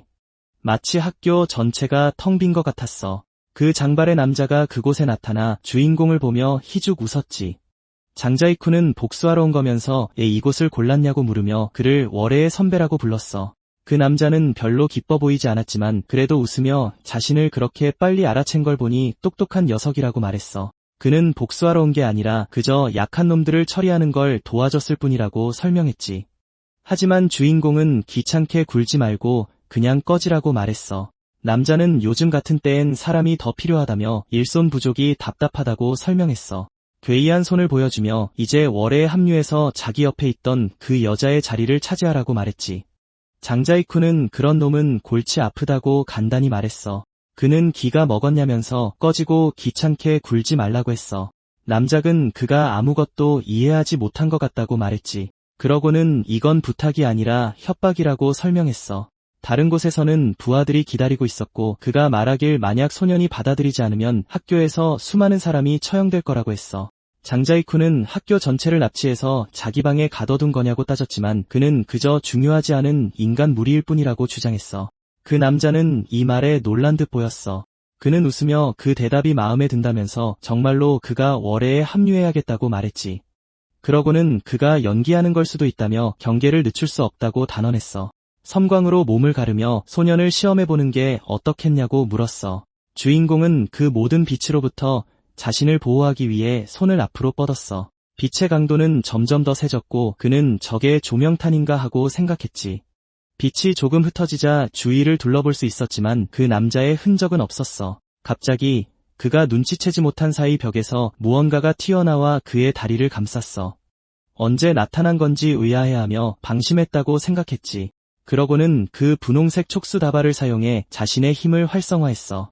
남자가 나타나 그게 월승이 준 힘이냐고 물었어. 그는 그의 힘에 대해 이야기하기 시작하며 그것이 어떻게 작동하는지 자세히 분석했어. 주인공 이로 깜짝 뛰어오르며 그는 말했지. 내 힘과 내 힘은. 그리고 얼굴에 주먹을 날리며 하늘과 땅 차이라고 말을 마쳤어. 장자이쿠는 나라가 벽에 부딪혔고 모든 것이 부서졌어. 그는 꽤 다친 듯 보였고 그 힘이 얼마나 강력했는지 생각했지. 촉수들은 밧줄처럼 서로 감기며 매우 저항력이 강해지는 것 같았어. 그 순간 그는 힘을 비교해보니 그 남자에게 상대가 되지 않는다는 것을 깨달았어. 그의 촉수가 주머니에서 무언가를 꺼내는 것 같았어. 그리고 다음 순간 거대한 폭발이 일어났지. 소년이 다가오며 접촉하려는 거냐고 소용없을 거라고 물었어. 그는 남작 이건으로서 항상 사리사욕을 채우려는 사람들의 변명을 들으며 사는 게 싫다고 말했어. 그러고는 이 세상을 차지해서 이런 속임수 없이 살 수 있는 곳으로 만들면 어떠냐고 물었지. 주인공은 도대체 자기한테 원하는 게 뭐냐고 물었어. 남작은 그를 통제할 것이라고 설명했어. 그러고는 그 에너지의 발현을 지켜봤고 남자는 월해의 이름으로 이 일을 할 것이라고 말을 마쳤지. 하지만 갑자기 그의 앞에서 에너지가 솟아나 그 공격을 막아냈어.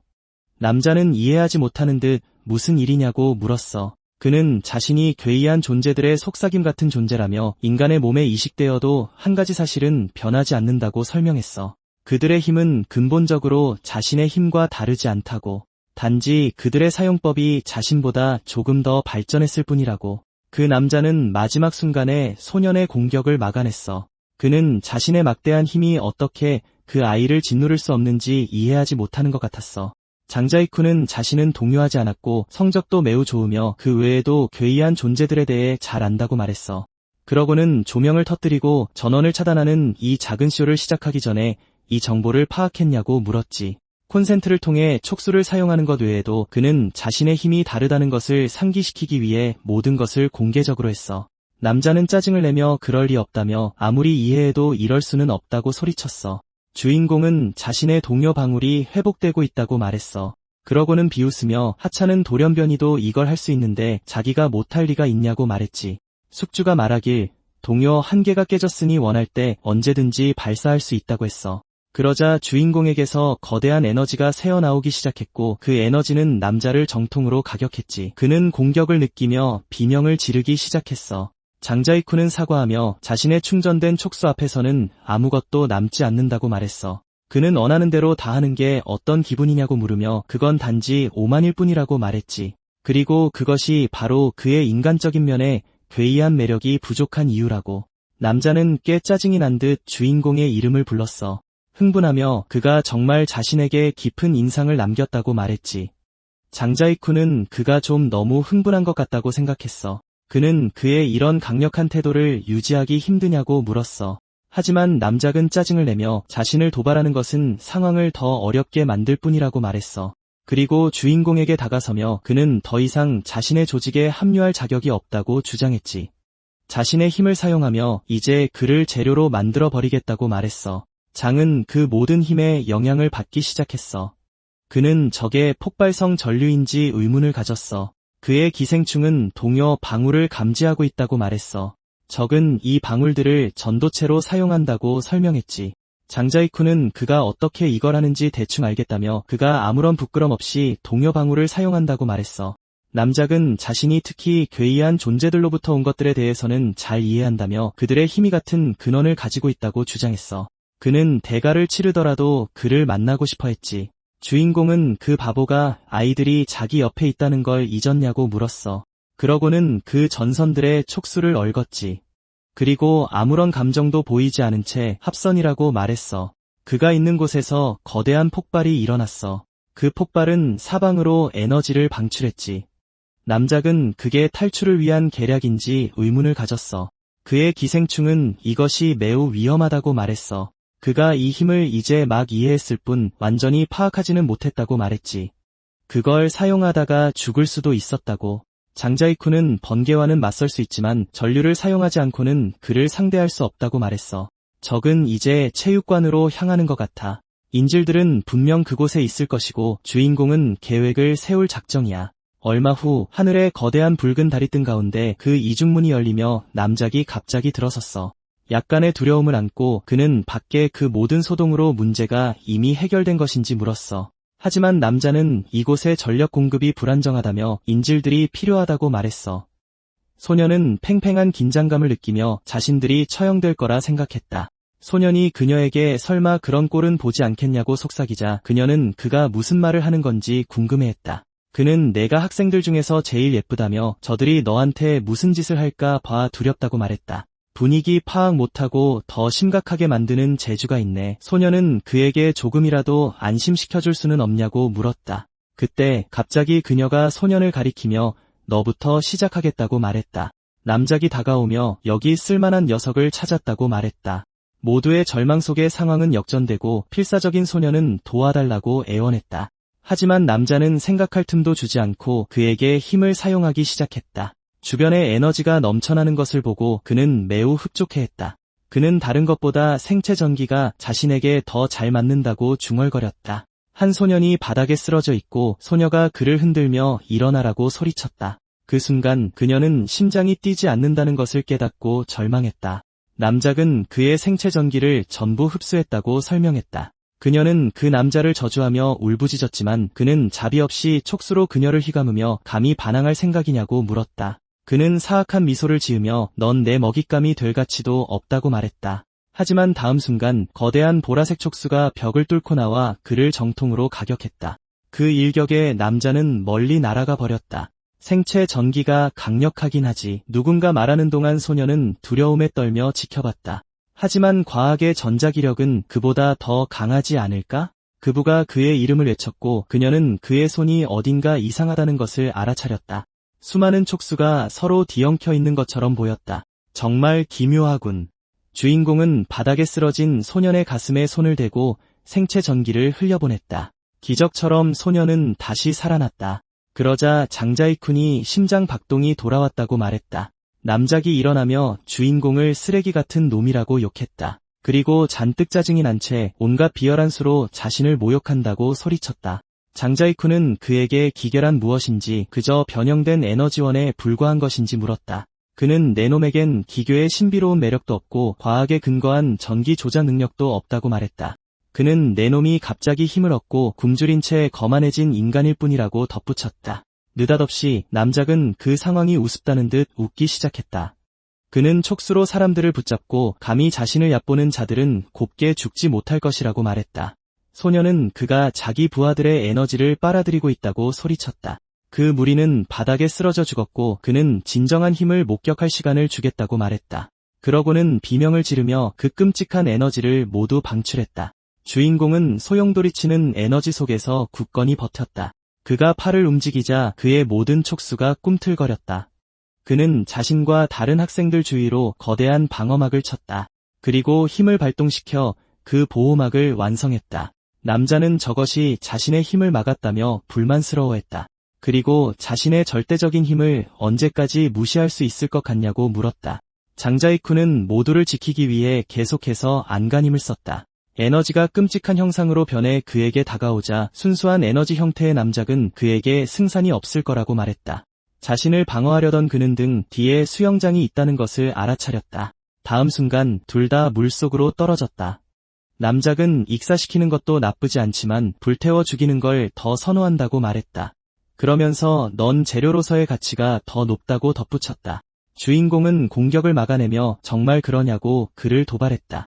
그리고 다시 힘을 발동시켰다. 그것이 남작을 빨아들이는 것을 보고 그는 저게 배터리인가 하고 의아해했다. 그는 흥분하며 어떻게 배터리를 물에 담글 수 있는지 그리고 어떻게 물이 전기전도를 막는지 의아해했다. 장자이쿤은 유동입자는 본질적으로 불순하며 보호막 역할을 할 수 있다고 말한다. 그는 이 구역의 유동입자를 정화했으며 이 고립된 물속에서는 오직 장치의 유동입자를 향해서만 움직일 수 있다고 말했다. 그리고 이 구역의 불순물이 없이는 다시 육체로 몸을 응축시킬 수 없는 것 같군. 남작은 말도 안 된다고 소리치며 내 놈이 체육관에라도 다녀왔냐고 물었다. 그러자 장자이쿤은 자신이 항상 기계의 속삭임꾼이라고 주장해왔다고 말했다. 내 놈이 기계를 멋대로 판단한 순간 운명은 이미 정해진 거다. 남작은 절망 속에서 그를 욕하며 풀어달라고 소리쳤다.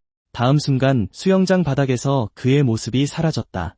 갑자기 물에서 촉수 몇 가닥이 튀어나오고 주인공이 그 장치를 든 채 수영장가에 나타났다. 세상에 너 같은 오만한 인간들이 있기에 기계가 점점 더 좋아진다고 그는 말했다. 남작은 눈앞의 광경에 겁에 질린 표정이었다. 그는 기묘한 수정으로 가득한 그곳을 바라봤다. 한 목소리가 그곳이 내가 항상 알고 싶어 하던 곳이냐고 물었다. 그리고는 그를 문 시즈의 애건 남작이라 불렀다. 그는 물라이즈가 장자이쿤의 배후에 있었다는 게 상상했던 그대로라고 말했다. 그는 욕설을 내뱉으며 보스가 자신을 놓아준 것을 후회하게 될 것이라고 단언했다. 그는 물라이즈를 정복하면 문시즈 제국 따위는 아무것도 아니게 될 것이라며 미친 듯이 웃었다. 하지만 갑자기 무언가 통제 불능이 된 듯했고 그는 이게 무슨 역행하는 힘이냐고 물었다. 눈엔티티는 장자이쿤이 묘사한 그대로라고 말했다. 그녀는 그에게서 기교의 흔적은 보이지 않고 단지 권력에 굶주린 남자만 보이니 양심의 가책 없이 처리할 수 있다고 덧붙였다. 그녀는 내 몸속 기교의 수명이 내 수명을 초과해서 그것과 함께 살 수도 죽을 수도 없다고 말했다. 언젠가 내 몸이 늙어 이 힘을 견디지 못할 것이라고 설명했다. 그가 시들기 시작하자 그녀는 그가 새까맣게 타버릴 때까지 소각할 것이라고 단언했다. 불길 속에서 비명을 지르며 그는 당신이 누구이며 자신에게 무슨 짓을 하는 거냐고 물었다. 그녀는 세상 만물에 업보가 있으며 자신이 하는 일은 그저 업보의 정의를 가속시켜 운명 그 자체로 이끄는 것뿐이라고 설명했다. 그 남자는 재로 변했지만 바닥에는 무언가 남아있었다. 그녀는 얼굴에 손을 얹고 너무 오랫동안 고통스럽게 눈을 뜨고 있어서는 안 된다고 말했다. 자칫 잘못하면 세상의 종말을 제 눈으로 직접 보게 될지도 모르니까. 얼마 후 그 바로 돌아와 관쇼우는 주인공을 보며 술을 마셨다. 그는 생각에 잠겨 걱정스러워 보였다. 그녀는 모든 게 문제없이 해결된 거냐며 내가 그런 표정을 지을 줄은 몰랐다고 말했다.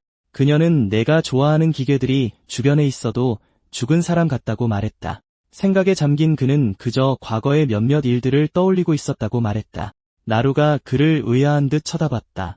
그는 말 못할 어두운 이야기는 아니니 이야기해주겠다고 대답했다. 오래전 저는 기괴한 현상에 대해 이야기했다는 이유로 사람들에게 따돌림을 당했어요. 그들은 저를 공격했고 저는 제 인생이 끝났다고 생각했죠. 그때 처음으로 두려움을 느꼈어요.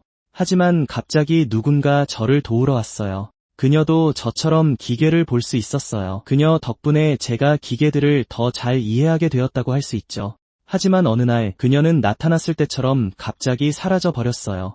그냥 이사를 갔을지도 모른다는 소식을 전해 듣고 거에 단념할 뻔했죠. 하지만 이제 문시즈의 존재를 알게 된 지금 그녀가 오랫동안 그들에게 납치되었을지도 모른다고 생각해요. 저로서는 다른 동기부여는 필요 없습니다.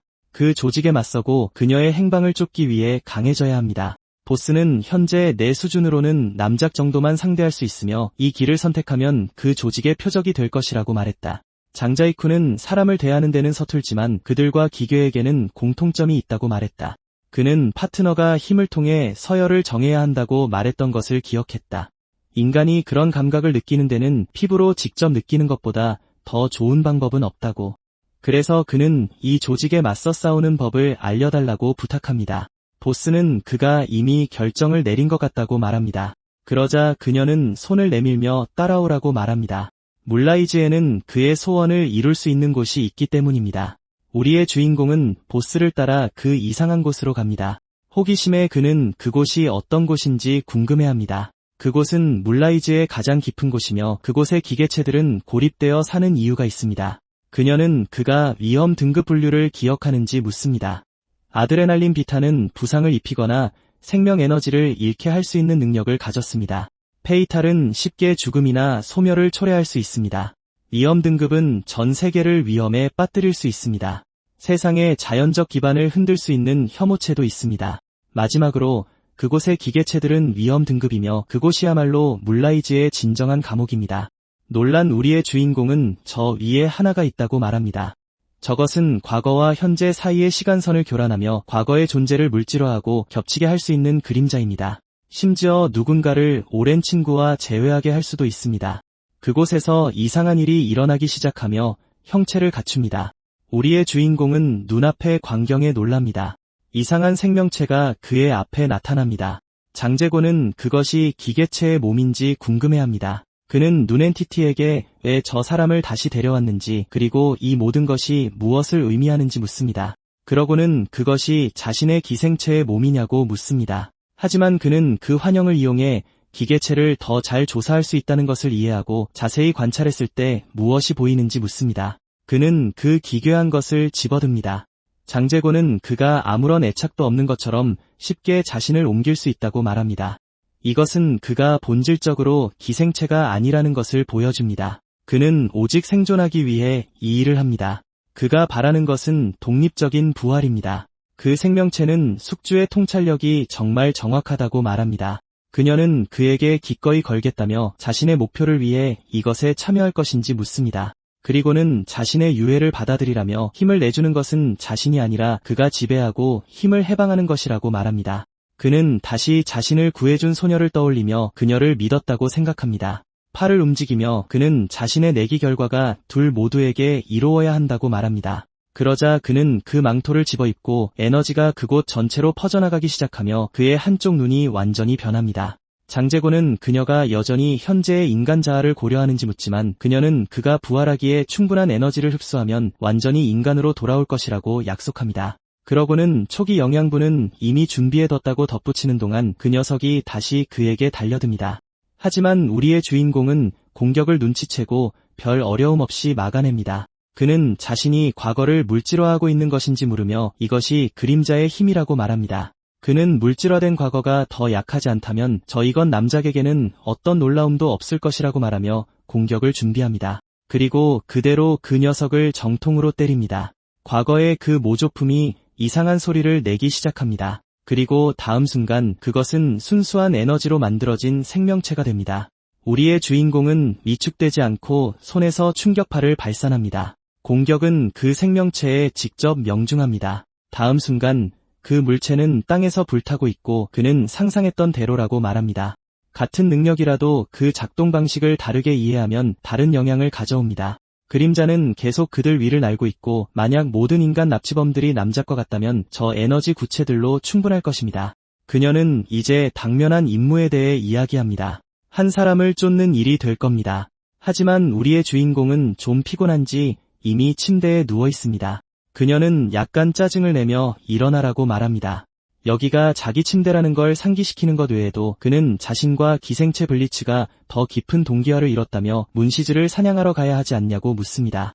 권초는 그가 아는 사람이라고 설명합니다.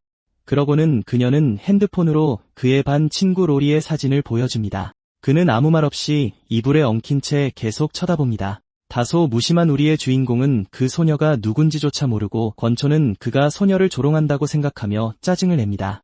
장제고는 그녀가 기괴한 특징이 없는데 왜 그녀를 쫓는지 알고 싶어합니다. 남작이 학교에 간 후 그 조직은 관련된 모든 사람의 기억을 잃게 만들었지만 그 소녀는 사라졌습니다. 장제고는 그들이 모두의 기억을 지웠다는 사실에 대해 묻습니다. 그 조직은 그 지식과 기술을 독점하고 싶어하기 때문에 대중이 기계체의 존재를 아는 것을 원하지 않습니다. 만약 그들이 이것을 공개하기로 결정한다면 그것은 세상을 지배할 충분한 힘을 가진 후일 것입니다. 우리의 주인공은 그 소녀가 이 일과 무슨 관련이 있는지 알고 싶어 하지만 권초는 그들이 기억을 지우는 완벽한 기술을 가지고 있지 않다고 설명합니다. 가장 유력한 시나리오는 만약 그들이 그녀를 찾는다면 결국 그녀를 융합 실험 개선에 이용할 것이라는 점입니다. 그녀는 그가 기계체가 다치는 것을 보고 싶어 하지 않는다는 사실에 호소하며 이 모든 것을 그냥 지켜볼 것인지 묻습니다. 그리고 다음날 아주 일찍 그는 그녀가 인간을 따라가라고 했다고 해서 자신이 그럴 능력이 있는 것은 아니라고 말합니다. 하지만 물론 사회에는 사람을 찾는 효과적인 방법이 있습니다. 그것은 바로 긴급구조대에 전화하는 것입니다. 어느 정도 납득한 그는 경찰에 맡기는 것이 최선이라고 생각합니다. 그들이 그렇게 하는 동안 물론 그는 쉬기 위해 낮잠을 잘 것입니다. 그리고 그는 침대를 정돈하기 위해 이불을 당기는데 그곳에 작은 놀라움이 누워있는 것 같습니다. 그리고 그 소녀는 잠을 자면서 침을 흘리고 있습니다. 그녀는 혼란스러워하며 눈을 비비며 일어납니다. 그러자 그는 전화로 그녀를 찾았다고 경찰에 알리는 것 같고 이는 그녀를 절망에 빠뜨립니다. 그녀는 뛰쳐나와 그의 손에서 전화기를 밀치고 기다려 달라고 부탁합니다. 겁에 질린 그녀는 그가 자신을 구해줄 수 있는 유일한 사람이니 먼저 자기 말을 들어달라고 애원합니다. 하지만 그는 먼저 그녀가 어떻게 들어왔는지 알고 싶어합니다. 그러자 그녀는 주소를 찾기 위해 학교 기록을 찾아봤고 그 다음 자신이 그의 여자친구라고 말하며 아파트 직원에게 문을 열어달라고 부탁했다고 말합니다. 우리의 주인공은 그녀가 자신의 능력을 잘 사용할 줄 안다는 것에 놀랍니다. 그리고 그녀는 학교에서의 그날 밤과 병원으로 이송된 사람들에 대해 이야기합니다. 처음에는 모두 괜찮은지 확인하기 위한 것이라고 생각했지만 그녀는 뭔가 잘못되었다고 느꼈습니다. 그녀는 모두가 기다리고 있고 의사들이 응급실로 한 명씩 들어가라고 말하던 상황을 기억합니다. 의사는 상태가 더 나쁜 사람들부터 먼저 들어가라고 했습니다. 겁에 질린 소녀는 지금 그들이 안전하다고 생각하는지 묻습니다. 그녀는 친구에게 그 모든 것이 이상하고 끔찍했다고 말하지만 누군가 그녀에게 닥치라고 명령합니다. 의사는 이곳이 응급센터이니 조용히 하라고 말합니다. 그래서 상냥하게 좀 더 조용히 말할 수 있는지 묻습니다. 하지만 근처에서 거울을 들고 있던 누군가가 그녀의 주의를 끌고 그녀는 그 반사를 통해 응급실 창문을 통해 꽤 기괴한 일이 일어나고 있는 것을 본 것 같습니다. 안에 있는 사람은 긴장된 상황을 겪고 있는 것 같습니다. 의사는 그저 그 장면을 관찰하며 이미 해결되었다고 말합니다. 그러고는 단 한 명의 환자도 놓치지 않도록 다음 사람에게 들어오라고 말합니다. 그녀는 그 상황에 겁에 질려 일어섭니다. 그 젊은 남자는 다소 충격을 받은 채 응급실을 나옵니다. 그녀는 겁에 질려 무슨 일이냐고 묻습니다. 그 남자는 좀 멍해 보이고 제대로 설명하지 못합니다. 그녀는 그가 다른 사람에 대해서만 이야기하고 무슨 일이 있었는지 기억하지 못하는 것 같아 걱정하게 됩니다. 의사는 다른 사람들이 많으니 서두르라며 그 소년을 거칠게 밉니다. 그 젊은 남자는 좀 멍해 보여서 쉬어야 하고 소년은 그곳에서 탈출하기 위해 빨리 생각해야 합니다. 그때 갑자기 그 젊은 남자가 그녀에게 토합니다. 그녀는 역겹다고 소리치며 그를 때립니다. 소년은 몸을 닦아야 하는데 갈아입을 다른 옷이 있는지도 모릅니다. 짜증이 난 의사는 그녀에게 돌아가서 검사를 미루지 말라고 말했고 그녀는 잘 들었다고 대답합니다. 그리고 몇 분 후 그녀는 화장실에서 몸을 씻고 있습니다. 그녀는 돌아오라는 의사의 말을 기억하지만 그러지 않겠다고 생각합니다. 갑자기 그녀는 지금이 도망칠 절호의 기회라는 것을 깨닫습니다. 그냥 뛰쳐나갈 수는 없습니다. 의사들에게 발각될 테니까요. 그녀의 유일한 선택지는 창문을 통해 나가는 것 같습니다. 하지만 위에서 내려다보니 밖에도 의사들이 보입니다. 그녀는 의사들이 순찰을 돌고 있는지 의아해합니다. 시간이 갈수록 점점 더 이상해지고 있습니다. 그녀는 도망칠 곳이 없다는 것을 깨닫고 약간 절망감을 느낍니다. 그때 갑자기 그녀의 귓가에 무언가 일어납니다. 그녀는 재빨리 돌아서며 저게 뭐냐고 묻습니다. 그녀 앞에 나타난 것은 기묘한 존재였습니다. 우리의 주인공은 그녀가 바자르가 탈출했다고 말하는 것인지 묻습니다. 소녀는 그게 사실이며 왠지 그의 생각을 이해할 수 있었다고 확인해줍니다. 그 후 그녀는 탈출해서 그곳에 숨을 수 있었습니다. 우리의 주인공은 그녀에게 고개를 숙여보라고 합니다. 그녀는 약간 부끄러워하며 뭘 하는 거냐고 묻습니다. 그러자 그는 다가가 그녀의 머리카락 냄새를 맡습니다. 흥분해서 미소 지으며 그는 그녀에게 정말로 바자르의 흔적이 있고 거짓말을 한 게 아니라고 말합니다. 그녀는 짜증을 내며 그가 자신 때문에 기뻐하는 건지 바자르 때문에 기뻐하는 건지 알고 싶어 합니다. 농담조로 그는 그런 거냐고 묻습니다. 그녀는 그에게 소리치며 얼마나 많은 녀석들이 자기의 첫남자가 되고 싶어 하는지 아냐고 묻습니다. 하지만 그는 인간들 사이에서 그녀의 인기가 자신과 무슨 상관이 있냐고 되묻습니다. 그녀는 기분이 상했을 수도 있지만 여전히 안도하며 그와 함께 피신할 장소를 정말 제대로 골랐다고 덧붙입니다. 장자이쿠는 제대로 골랐다는 건 말도 안 된다고 말합니다. 그는 좌절감을 느끼고 있습니다. 그는 그녀가 어떻게 간단히 탈출했는지 알고 싶어합니다. 쉽지 않아 보였으니까요.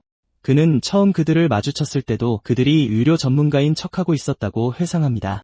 그들은 지역사회에 알리지 않고 학교에서 혼란을 일으켰는데 이는 그들이 꽤 효율적이라는 것을 증명합니다. 장자이쿠는 그들이 일부러 그녀에게 장치를 보게 했을 수도 있고 그들의 목표는 그녀가 마주친 바자르일 수 있다고 우려합니다. 소녀는 겁을 먹고 그들이 여전히 자신을 쫓아올 수 있는지 묻습니다. 장자이쿠는 그럴 가능성이 매우 높다며 그녀가 그 바자르를 다시 찾기를 바란다고 말합니다. 절망한 소녀는 세뇌당하고 싶지 않다고 말합니다. 하지만 우리의 주인공은 그녀를 붙잡고 미끼가 되어 조직을 유인하라고 말합니다. 약간 혼란스러워하며 그녀는 이에 대해 질문합니다. 그는 자신의 목표는 바자르들을 찾아 돕는 것이지만 유일한 걱정은 더 많은 포로를 신문할 수 없다는 것이라고 설명합니다. 관쇼우는 그들이 소녀를 찾았고 조직이 그녀를 쫓고 있다는 사실에 놀랍니다. 게다가 그녀는 들은 말을 이용해 그 바자르의 정체를 밝히려 할 것입니다. 나루의 머리를 만지며 그녀는 그냥 기다리라고 말합니다. 안에서 그녀는 약간 잠든 것 같다가 그 주위에서 서서히 깨어나기 시작합니다. 그녀는 이 아이가 별로 낯익지 않다고 말합니다. 주위를 떠다니는 빛나는 해파리처럼 보입니다. 그녀는 자신이 탈출하고 있는지 물으며 정신 세계에 있다면 도와줄 수 있을 것이라고 말합니다. 그러고는 다리를 끌어안으며 혼란스럽고 끔찍하다고 말합니다. 얼마 후 관쇼우는 우리의 주인공에게 몇 가지 단서를 찾았다고 말합니다. 이 바자르는 물라이즈 출신이 아닌 것 같습니다. 외국 출신임에 틀림없고 아마도 정신 능력을 가지고 있을 겁니다. 장자이쿠는 그녀가 기억을 지울 수 있는 문시즈에 대해 무언가 알아냈는지 알고 싶어합니다. 하지만 소녀는 그런 것을 본 적이 없으며 그것은 자신의 영향력과 반대로 작용하는 힘이라고 말합니다. 그래서 에건과는 달리 그들은 위장하고 숨는 힘을 가지고 있습니다. 관쇼우는 그가 경험이 있다는 것을 알지만 한 사람만 상대하지는 않을 것 같으니 도움이 필요한지 알고 싶어합니다. 그는 누네니티님이 꽤 강력할 것이라고 생각하며 그녀를 보내는 것에 대해 묻습니다. 관쇼우는 짜증을 내며 보스가 나서야 한다면 그가 무슨 소용이 있냐고 묻습니다. 그는 먼저 문시즈를 처리한 다음 바자르원을 도울 생각이므로 그녀에게 지시된 장소로 운전해달라고 부탁합니다. 로리는 그 근처에서 약간 부끄러워하는 것 같습니다. 그녀는 그 각도에서 자신의 모습이 다 보이지 않을까 생각합니다. 하지만 그는 누가 그런 걸 보는데 관심 있겠냐고 물으며 만약 그녀가 자신의 시야를 가리면 알려주겠다고 말합니다. 부끄러워하며 그녀는 그 장면에 대해 의문을 품고 전화기의 그 위치가 얼마나 유혹적인지 모릅니다. 하지만 장자이쿠는 그녀의 유일한 임무는 그가 그녀를 관찰할 수 있도록 돌아다니는 것이고 주변의 모든 사람들은 그 소녀를 주목한다고 말합니다. 이렇게 하면 멀리서 그녀를 관찰하기가 더 쉬워지고 전화기를 통해 주변 상황을 파악할 수도 있습니다. 그리고 근처에 스파이가 있더라도 그는 이런 식으로 그들을 볼 생각입니다. 블리츠조차 이 상황을 주시하고 있습니다. 그 기생충은 그의 손으로 가고 있습니다. 하지만 사실 그들은 몇 시간 동안 돌아다녔지만 의심스러운 것을 아무것도 찾지 못했습니다. 그가 걷는 동안 보안 카메라가 그의 움직임을 따라갑니다. 우리의 주인공은 카메라가 돌아가는 정확한 순간을 알아차립니다. 모든 것이 누군가 다른 장소에서 그를 지켜보고 있다는 것을 나타냅니다. 기생충은 카메라가 돌아갔고 명백히 그를 감시하고 있다고 말합니다. 그는 이 상황에 대해 약간 긴장하며 그들이 스카이 아이 시스템만 해킹했기를 바랍니다. 장자이쿠는 오늘은 그만하자고 말하며 그 조직의 보안 시스템이 생각보다 크다고 말합니다. 하지만 전화기 반대편에서는 아무도 응답하지 않습니다. 그 남자는 그녀가 듣고 있지 않다고 말합니다. 그의 앞에서 이상한 일이 일어나기 시작합니다. 그는 어떤 에너지의 발현에 불의의 일격을 당합니다.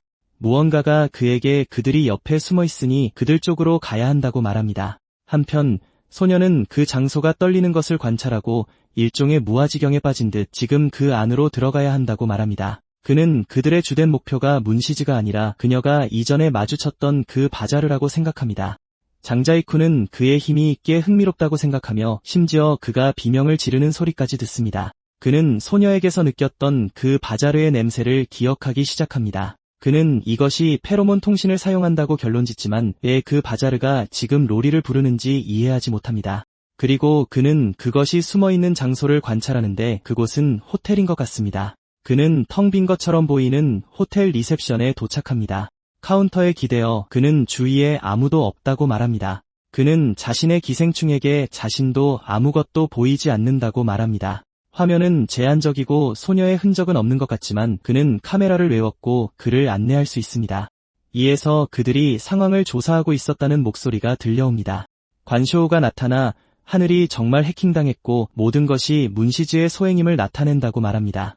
이것은 또한 문시즈가 근처에 있다는 것을 나타내는 것 같으며 최악의 시나리오는 바자르원과 조직을 함께 상대하는 것입니다. 장자이쿠는 그녀가 그에게 말하는 각도가 약간 이상하다고 생각하지만 그녀는 감시하러 온 것이 아니라고 주장합니다. 기생충은 왜 그가 소녀에게 도움을 청하지 않았는지 묻습니다. 그는 이번 적은 은밀하다고 대답합니다. 그는 그녀의 목표는 돕는 것이지만 그녀의 힘은 큰 차이를 만들 수 있다고 설명합니다. 그는 물라이즈의 이름으로 그녀가 인간 형태로 활동하기 때문에 조직이 그녀의 정체를 알 가능성이 있다고 말합니다. 그녀를 데려가는 것은 적을 최고 경계 상태로 만들고 그의 일을 복잡하게 만들 것입니다. 게다가 조사 기술에 관해서는 그가 눈이 달린 다양한 촉수를 그 장소 주변에 펼치면서 꽤 자신감을 보이는 것 같습니다. 그 눈들은 문을 열고 안을 염탐하기 시작합니다. 그들은 또한 목표물을 찾기 위해 창문을 통해 들어갑니다. 장자이쿠는 블리츠 덕분에 눈을 감고도 다양한 상황을 볼 수 있다고 생각합니다. 실망스럽게도 그는 즐기고 있는 커플들만 발견하고 그의 기생충은 그가 거기서 다른 것을 기대했다고 말합니다. 그는 이 수십억 인구의 세상에서 벌어지는 지루한 광경 따위는 별 관심 없다고 한다. 물론 참가자들이 괴이라면 외외지만 그렇다면 가치가 있을 거라고 하지만 기생충은 괴이로서 그 질문에 답할 수 없다고 단언한다. 다음 순간 그는 무언가를 찾았다고 말하는데 그건 무아지경으로 걷고 있는 소녀인 것 같다. 그녀는 정상적인 상태가 아니지만 혼자도 아니다. 창문과 문가에서 경계 중인 이상한 자들이 여럿 있다. 장자이쿠는 어떤 괴이도 보이지 않는다고 말한다. 그 순간 무언가 이상한 것이 그의 등 뒤에서 움직인다. 그의 기생충이 그 움직임을 감지하고 때맞춰 공격을 막아낸다. 그가 옳았던 것 같다. 괴이가 경호원을 조종하고 있으며 모두가 정신적으로 조종당하고 있다. 그리고 그는 누가 그들을 조종하려 하는지에 대해 자신의 생각을 말한다.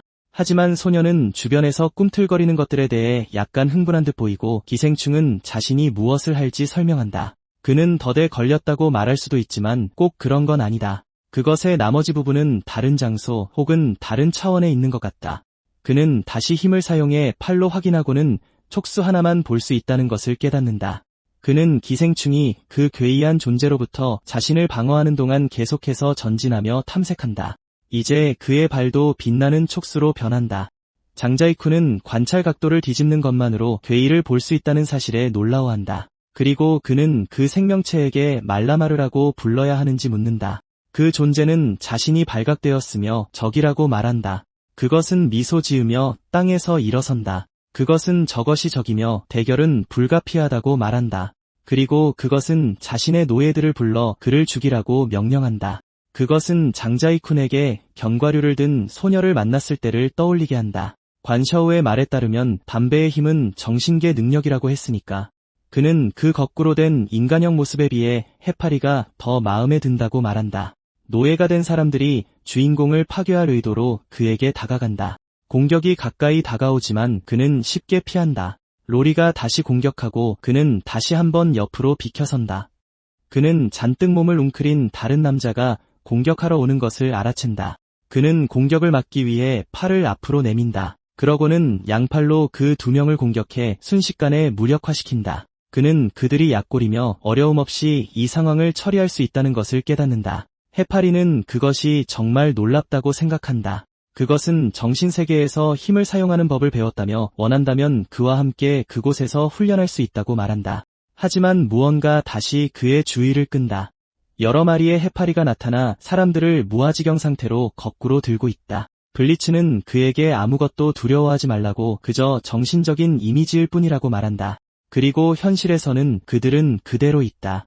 그들이 괴이한 존재로 변장한 모습을 보는 것이 그를 약간 괴롭게 하는 것 같다.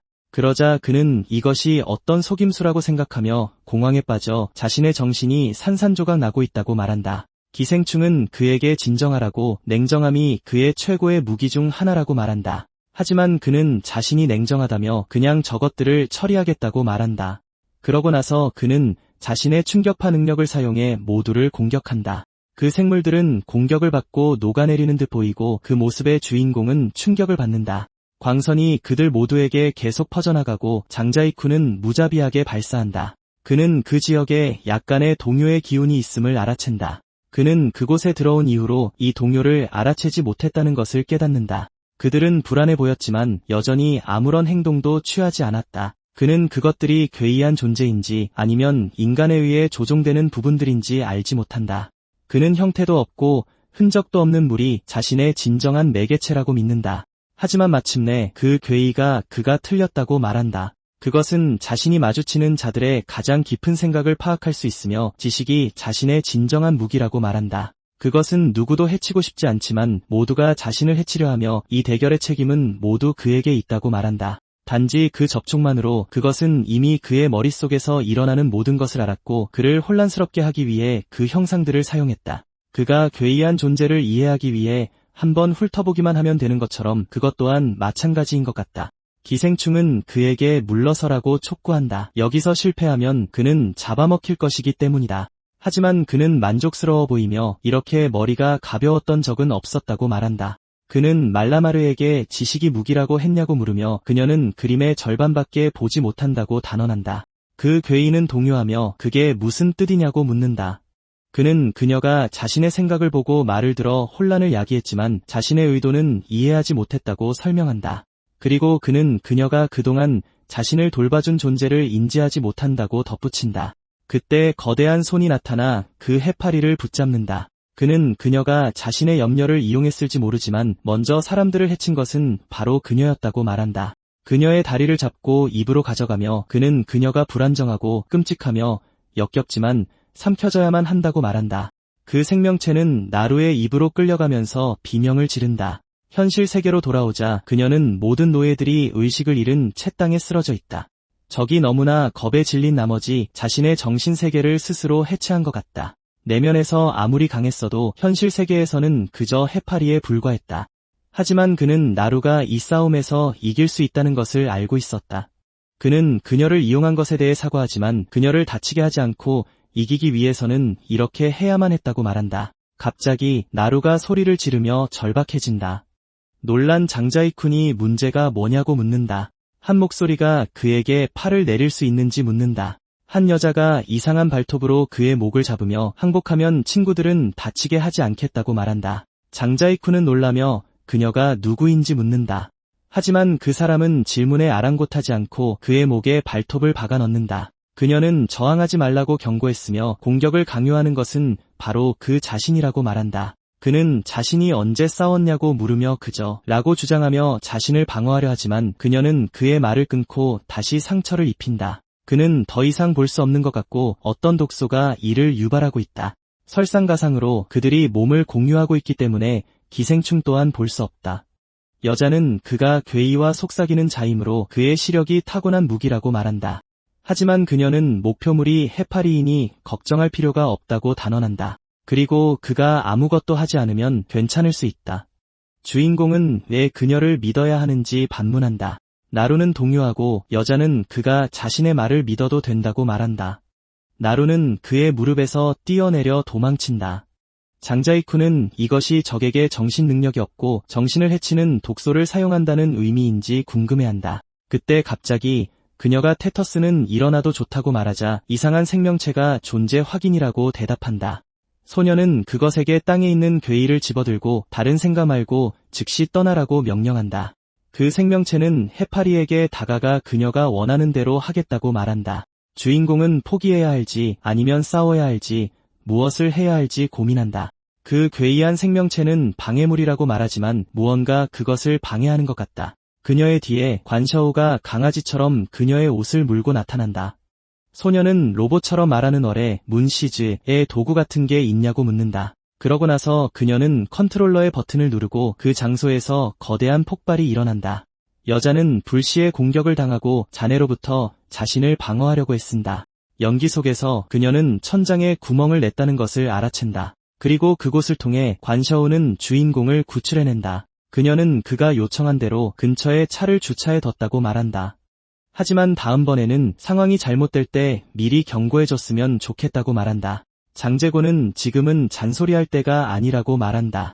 기괴한 녀석은 아직 저 아래에 있다. 그녀는 여러 촉수를 뚫고 손을 뻗어 바닥으로 향한다. 활력이 넘치는 그 생물에 타고난 보호막에 부딪힌 모양이다. 그 녀석은 해파리를 삼키며 성공했다고 말한다. 그 여자는 일석이조라고 말한다. 그녀는 이 기괴한 녀석을 월해의 소유라고 선언한다. 그녀는 자신이 불리한 상황임을 깨닫는다. 갑자기 주인공이 다시 앞을 보게 된다. 그녀는 그가 방에 앉아있는 것을 알아차렸고 그의 파트너는 그가 독소에서 벗어난 것을 기뻐한다. 나루가 기뻐하며 그에게 뛰어든다. 그리고 그는 조직이 그 기괴한 녀석을 데려갔다는 뜻이라고 말한다. 관초는 자신의 임무는 그를 돕는 것이니 그의 안전이 최우선이라고 말한다. 그리고 이제부터는 그 조직을 과소평가해서는 안 된다고 한다. 장제고는 조직이 자신을 꿰뚫어 보고 있었으며 완벽하게 당했다고 인정한다. 하지만 그녀가 자신의 능력이 시력에만 국한된다고 생각한다면 그건 착각이다. 관초는 그가 다음에 무슨 말을 할지 궁금해한다. 그는 그 하이힐 소리를 구별할 수 있다고 말한다. 그는 적이 키가 상당히 크고 손길은 부드러웠으며 말투는 잘 훈련되어 있었다고 분석한다. 게다가 그는 그녀가 비싼 향수를 사용했다는 것을 알아차린다. 그는 그녀가 자신을 기괴한 존재에 속삭이는 자라고 말했던 순간을 기억한다. 장제고는 그녀가 혹시 스타, 아마도 모델이나 배우가 아니었을까 생각한다. 그녀가 자신을 붙잡았던 방식을 생각해보니 그녀의 기괴한 신체 부위는 어깨 근처에 있는 게 틀림없다고 생각한다. 장제고는 그들이 깜짝 놀라게 될 거라고 말한다.